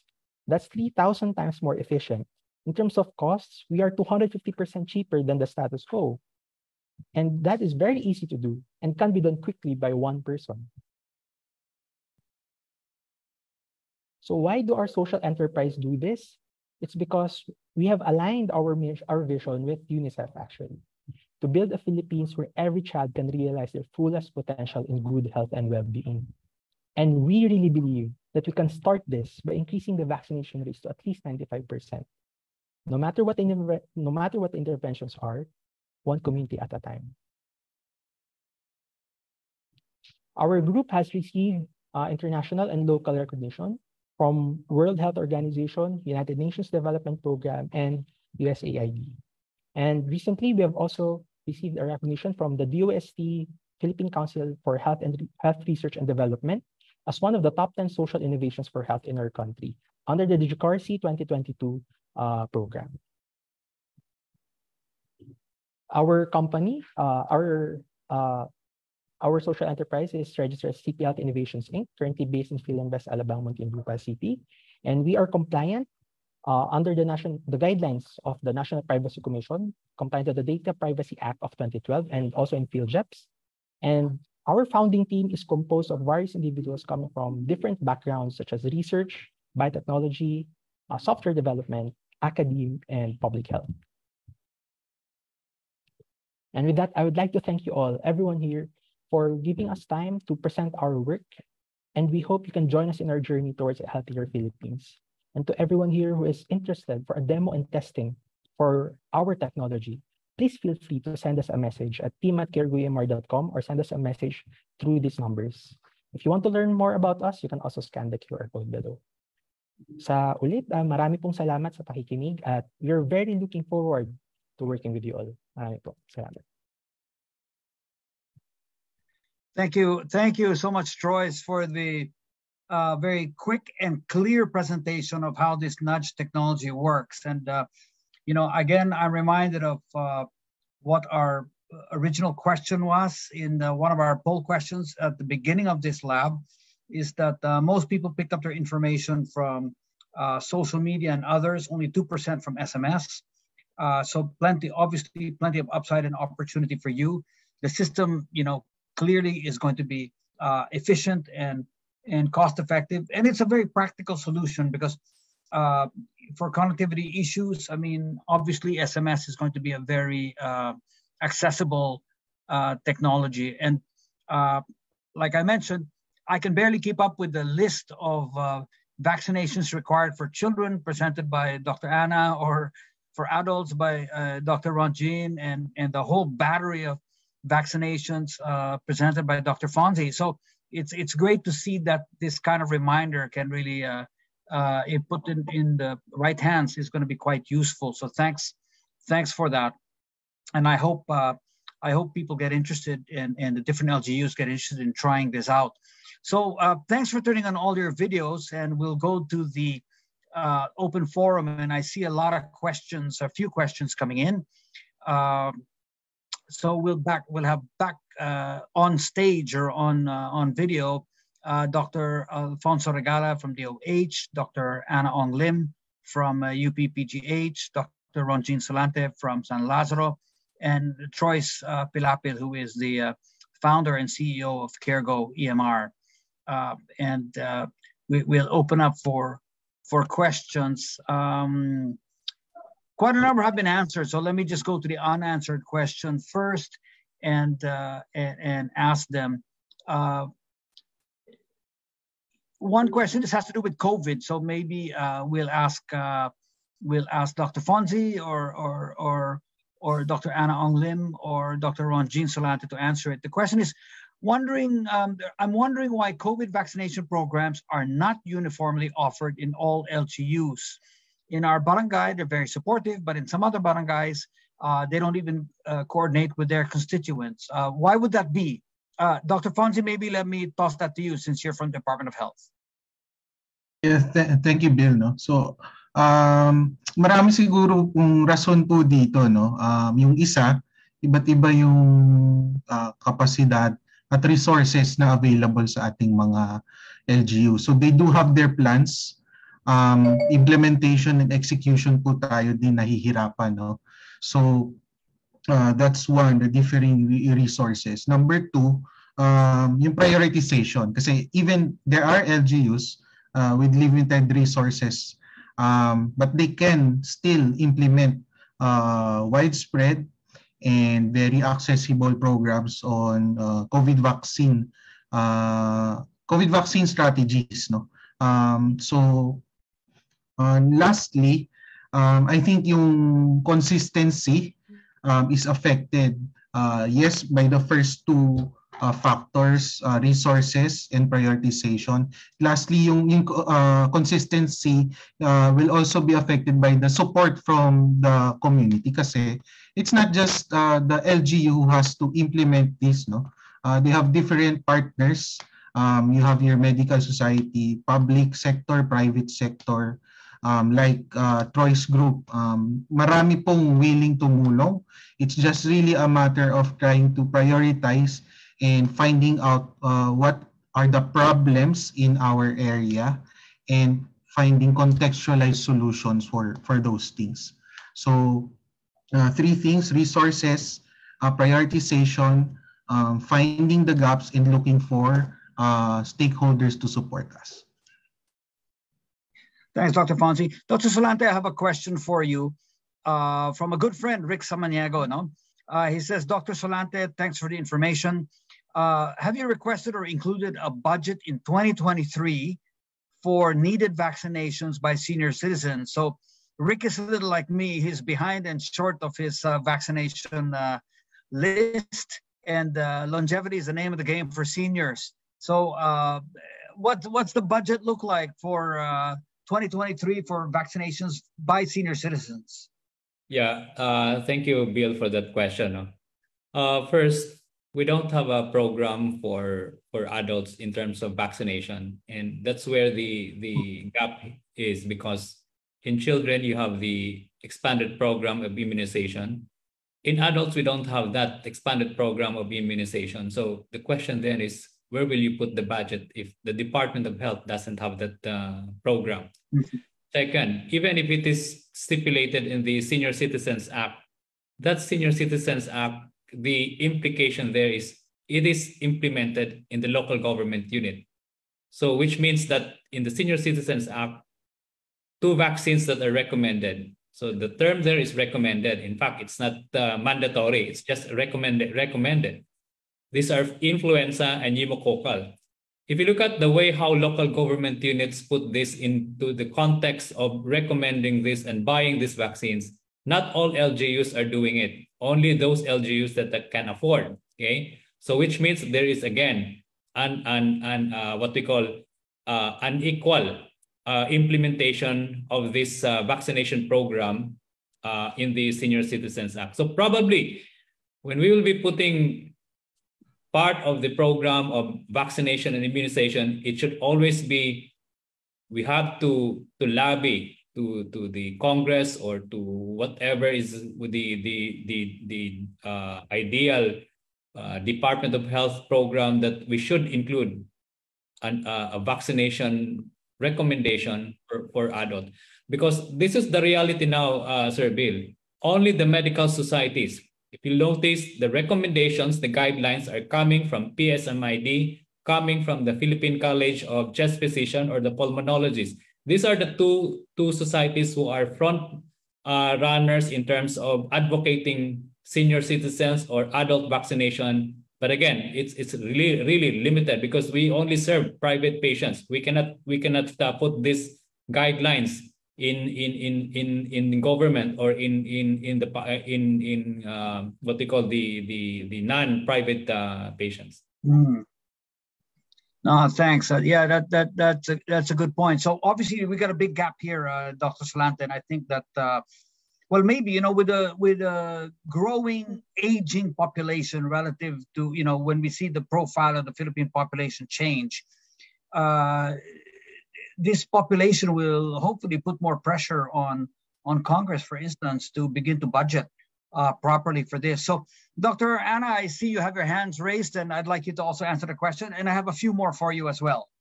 Yeah, thanks, Sir Bill. So I was just thinking, I mean, the government is a really large animal to move, right? And if we think about setting this into motion in the national arena, there will be a lot of challenges, especially with the financial difficulties that we've had to manage with the COVID pandemic.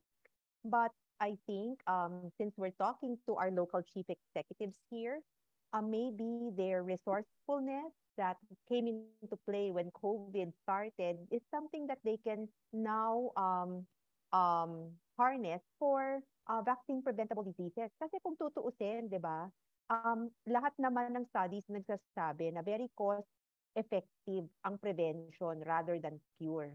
So, kung may halaga na tayo ngayong ibinabudget para mabigyan ng tulong yung ating mga senior citizens for, let's say, hospitalization or some other health benefit, kung mag-allocate ng mas maliit-liit lang naman na halaga para mabigyan sila ng bakuna, in the end, this really translates to more cost saving for the LGUs.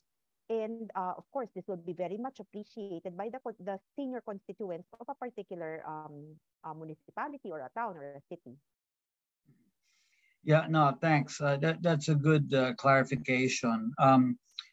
Troyce, let's go to you first. You spoke about your pilot case and the improvement in vaccine coverage after multiple reminders. Maybe can you tell us a little bit more about the municipality that you worked with? People might think this is good for big, rich cities and municipalities, but what class of municipality were you working in, and how long did it take for you to train and set up the system for it to work in the municipality? For the municipality, it's in San Pascual, Batangas. And if I'm not mistaken, it's a second-class municipality. Their population is around 80,000. And for the program that we have applied this intervention is the MRCA program. Within a month, that's what we have observed, and we have trained them for at least a month, I think, to inform them on how are the things going to be done, which also includes first and foremost the consent forms from the people that they would receive these SMS reminders, because of course we can't just get the details without their consent of their constituents. So I think we have prepared for at least a month for that, and then we applied the reminders after that. Okay, so a month is not so bad. I mean, that's quite quick. What particular vaccine were they deploying at the time of the pilot? What disease were they handling? Which was for MRCA program. Okay.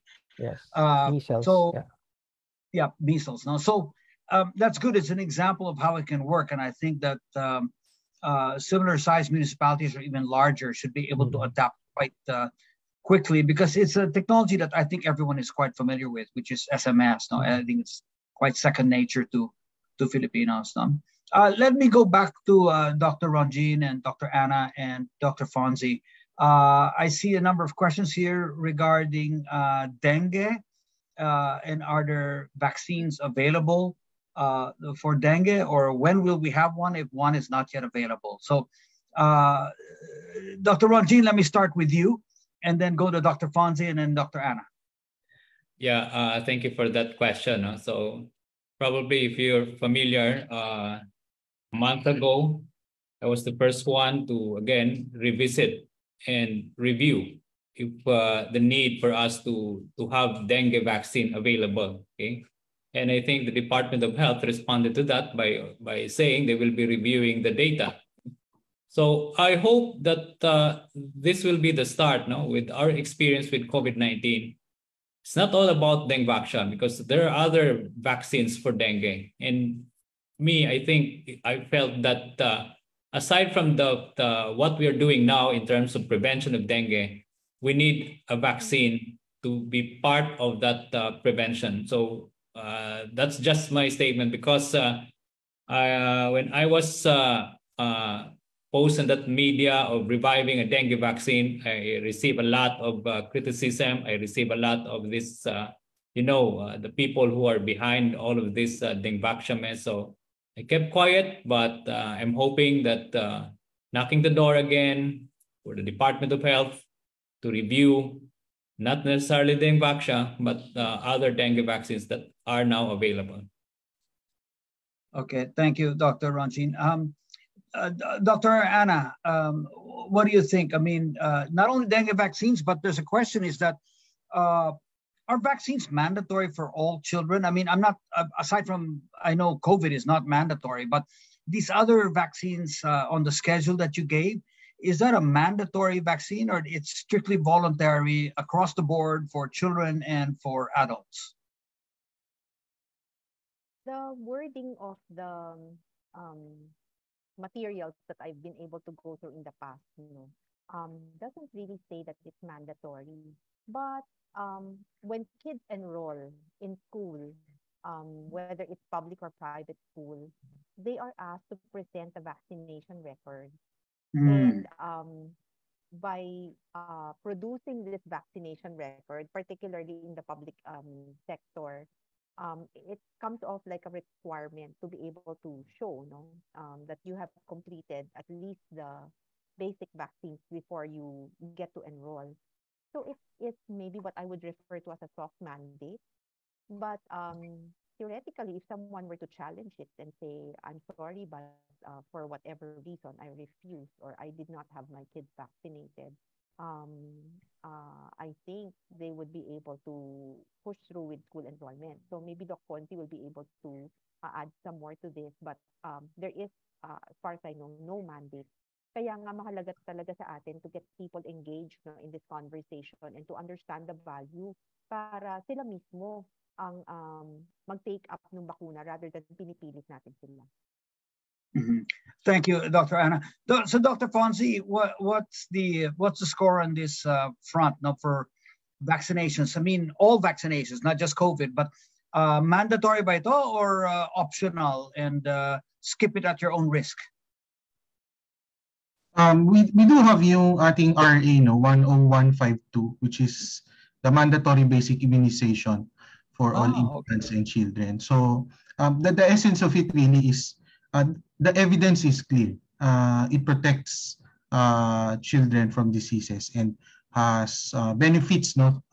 Individual vaccination benefits the public's protection also.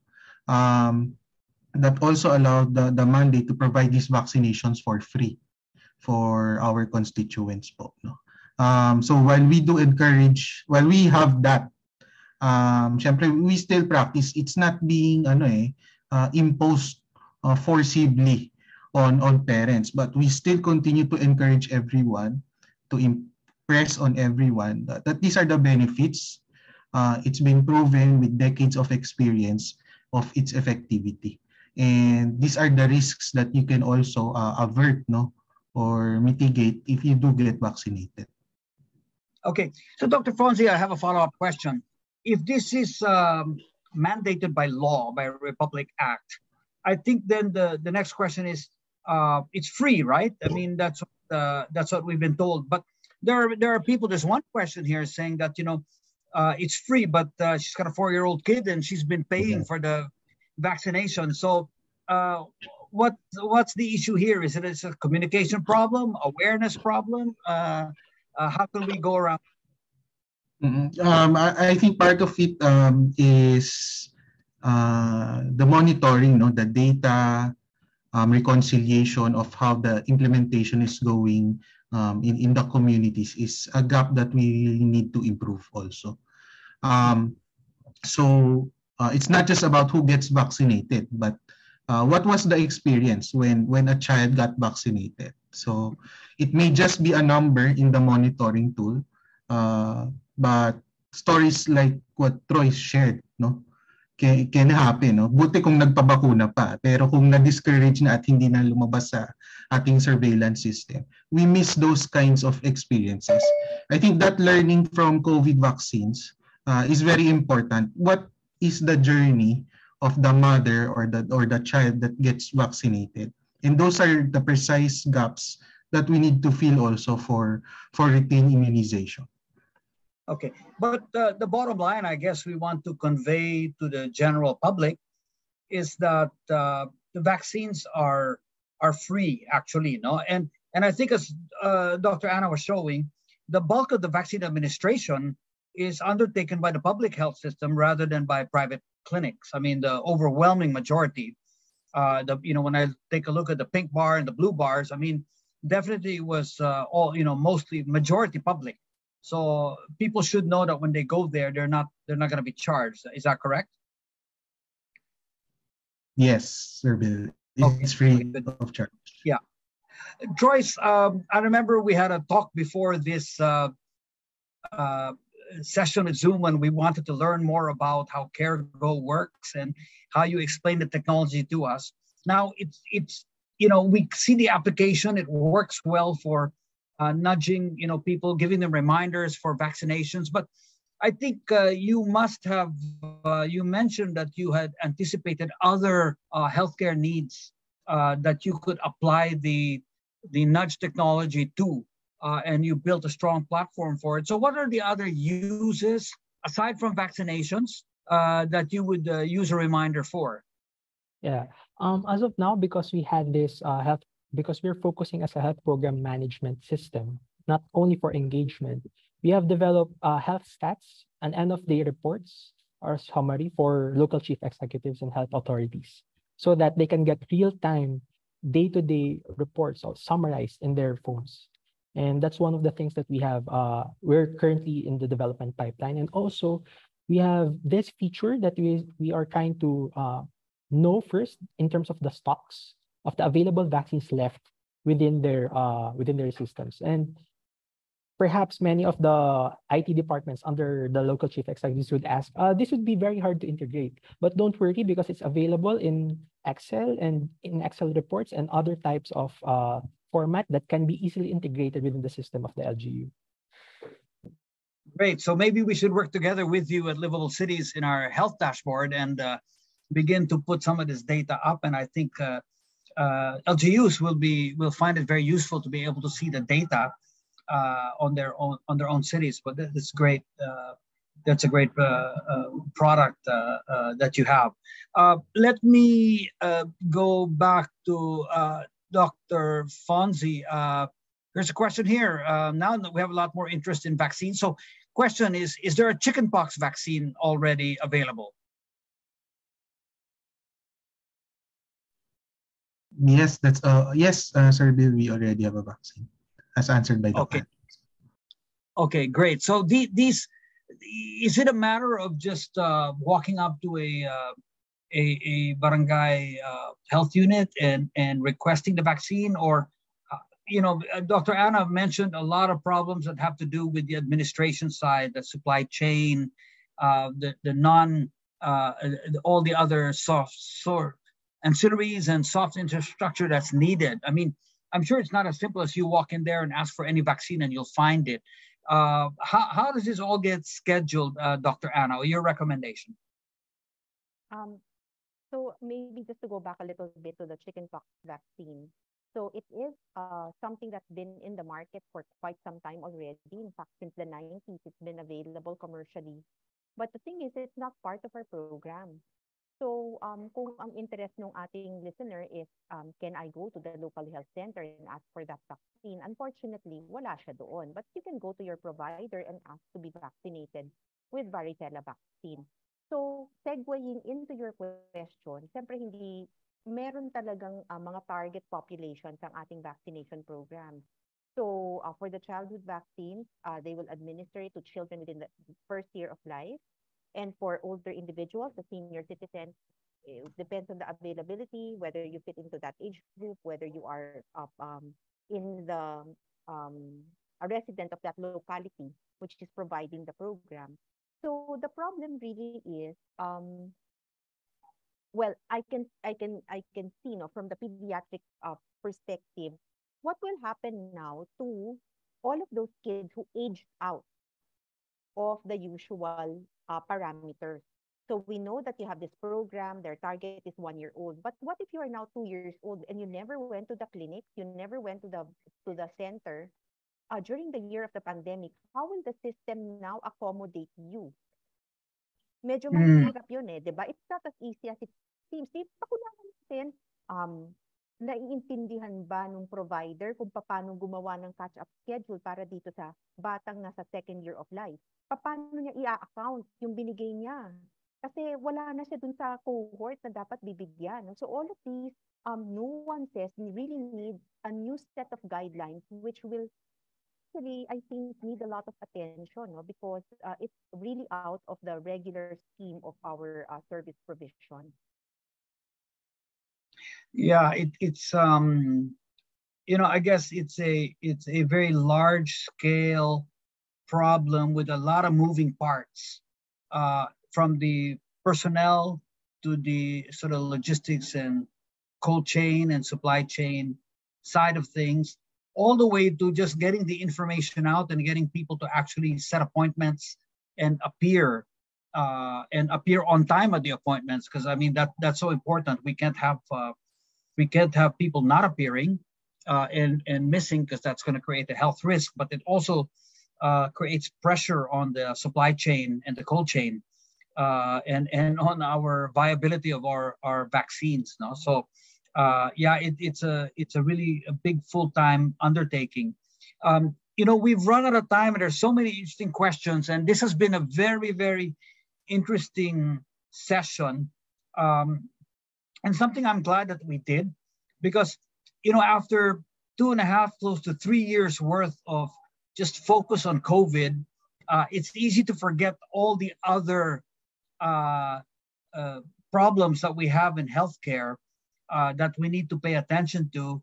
And now I was thinking, I'm one of those who thought, okay, vaccinations are primarily for children, but now after Dr. Solante's presentation, I'm much more conscious of the need for adult and senior vaccinations, and I've got to do a little bit of a catch-up program for myself to make sure that I'm all completely caught up. And I think Rick Samaniego, who's been posting questions, he and I have the same challenge ahead of us. So thanks so much to our speakers, Dr. Fonzie, Dr. Anna, Dr. Ronjin, and Troyce. And I guess Troyce, you're a doctor as well, right? So we should call you Dr. Troyce. Not really, not yet. But I like your background because you've been able to combine your healthcare profession with technology, and I think that's what we need. This kind of a convergence of professions to be able to look for innovation. Let me, before I formally close, let me call on one of our partners to share her views on the discussion today. It's my pleasure to introduce Kashmira Prabhu, General Manager of Sanofi Philippines. We call her nickname is Cash, so which is kind of a nice, cooler, more informal name to go with. But Cash, prior to this, she was the business unit head of Sanofi Renal and Transplant Unit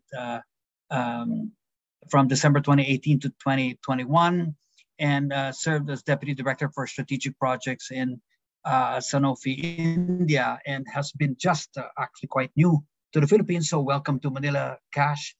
Thank you, Bill. Before I turn over the floor to you, I'd like to kind of just get your views on what we discussed with the panel, and maybe you can share your experience in India and other countries about what worked and what didn't work in national immunization programs, and what lessons might we begin to apply here in the Philippines. So Cash, over to you. Thank you. Thanks, Bill. It's always a pleasure to connect on Liveable Cities Labs. Lots to learn, lots to discover. I think, the challenges remain the same for national immunization programs in emerging markets. So when you talk about, what's the experience with India, for example, I think all the Asian emerging markets, the challenges remain the same.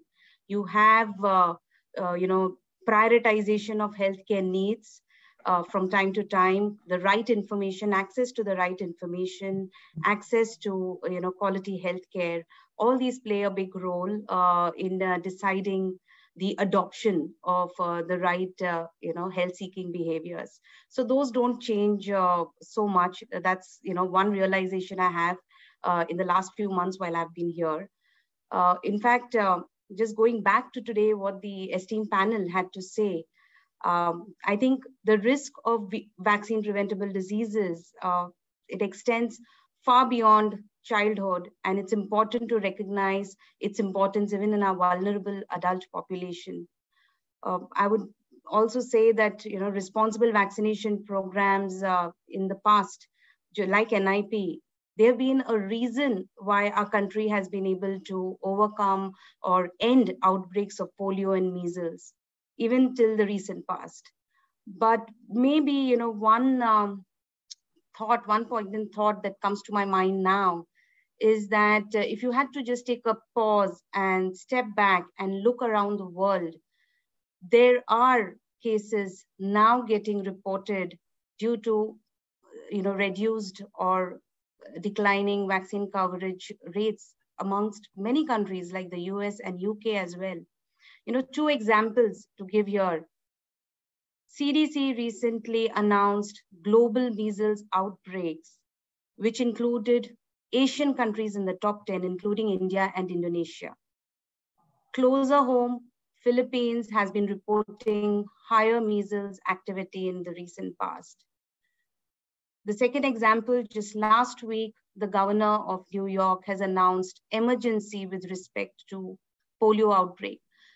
So if you had to just go back and look at these examples, it tells us that consistent and relentless efforts are going to be required consistently to ensure that people have access to the right information and take the right decisions at the right time.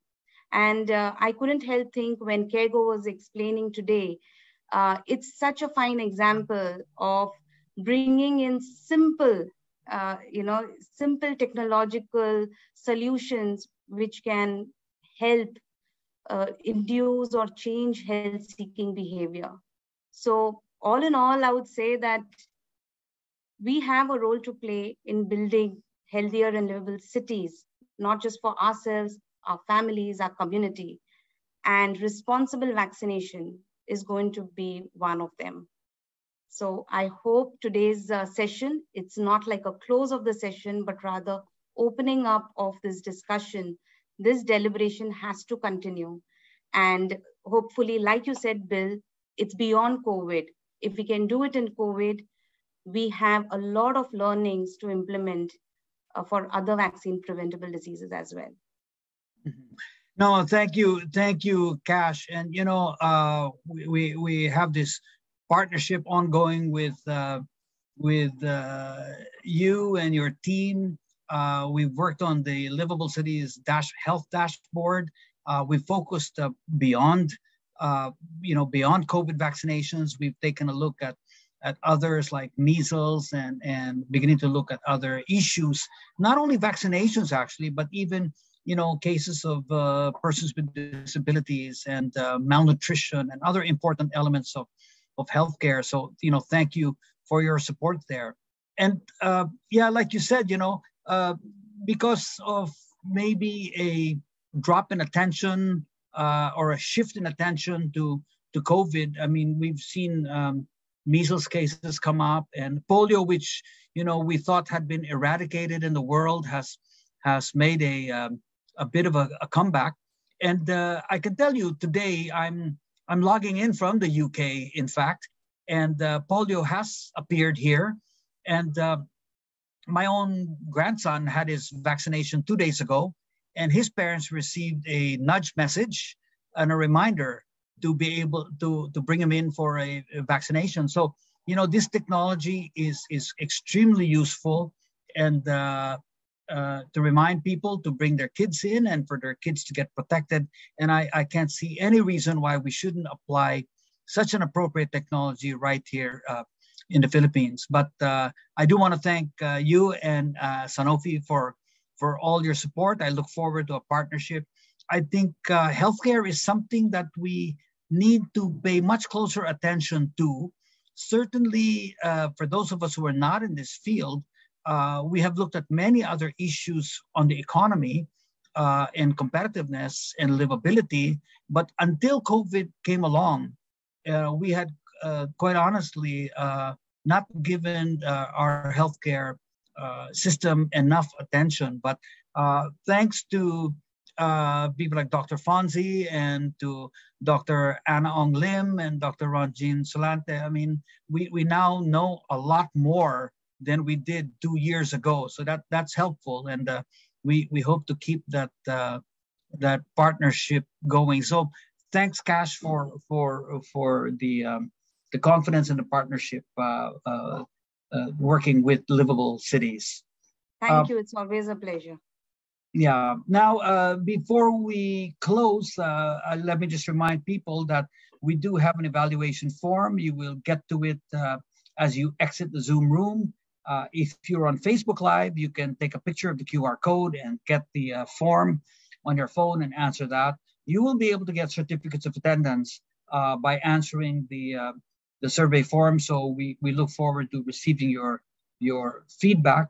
And I'd like to thank again our partners in the labs, the League of Cities of the Philippines, Globe Telecom, and Sanofi Philippines. And of course, I'd like to thank our speakers, Dr. Fonzie from Department of Health, Dr. Anna from PGH, Dr. Ron Chin from San Lazaro, and Troyce from CareGo. And thank you to the audience. You've been wonderful. And I hope you found this afternoon worth spending with us on Liveable Cities Labs. So we hope to see you in our future labs. Thank you very much and enjoy the rest of the day.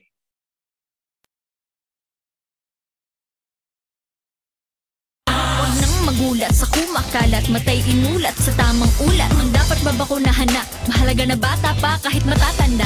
Bakuna muna, una sa lahat.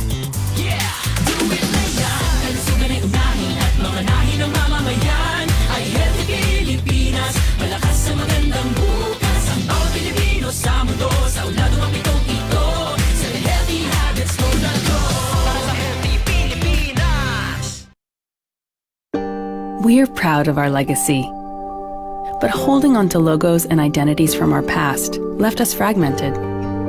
We begin a new era, united behind a new logo and bold visual identity. This marks new energy in our relentless quest to find answers for patients. We've upped our game and connected the dots. Curious, courageous. We stand behind our purpose with new boldness. So, when anyone asks us what Sanofi does, we can all say as one, we chase the miracles of science to improve people's lives.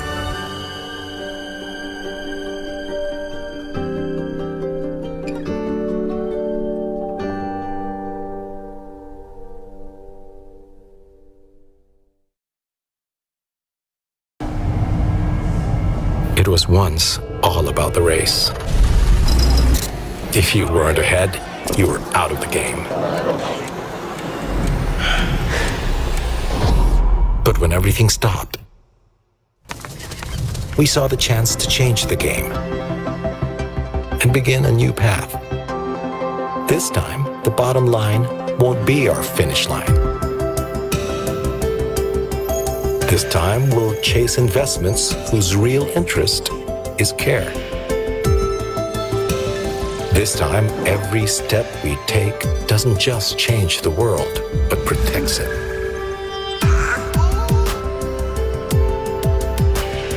This time, our tech advancements will propel human betterment.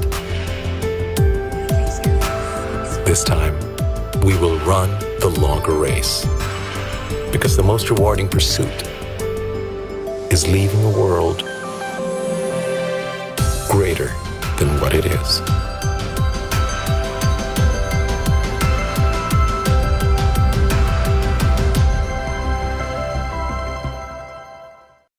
Healthy habits para sa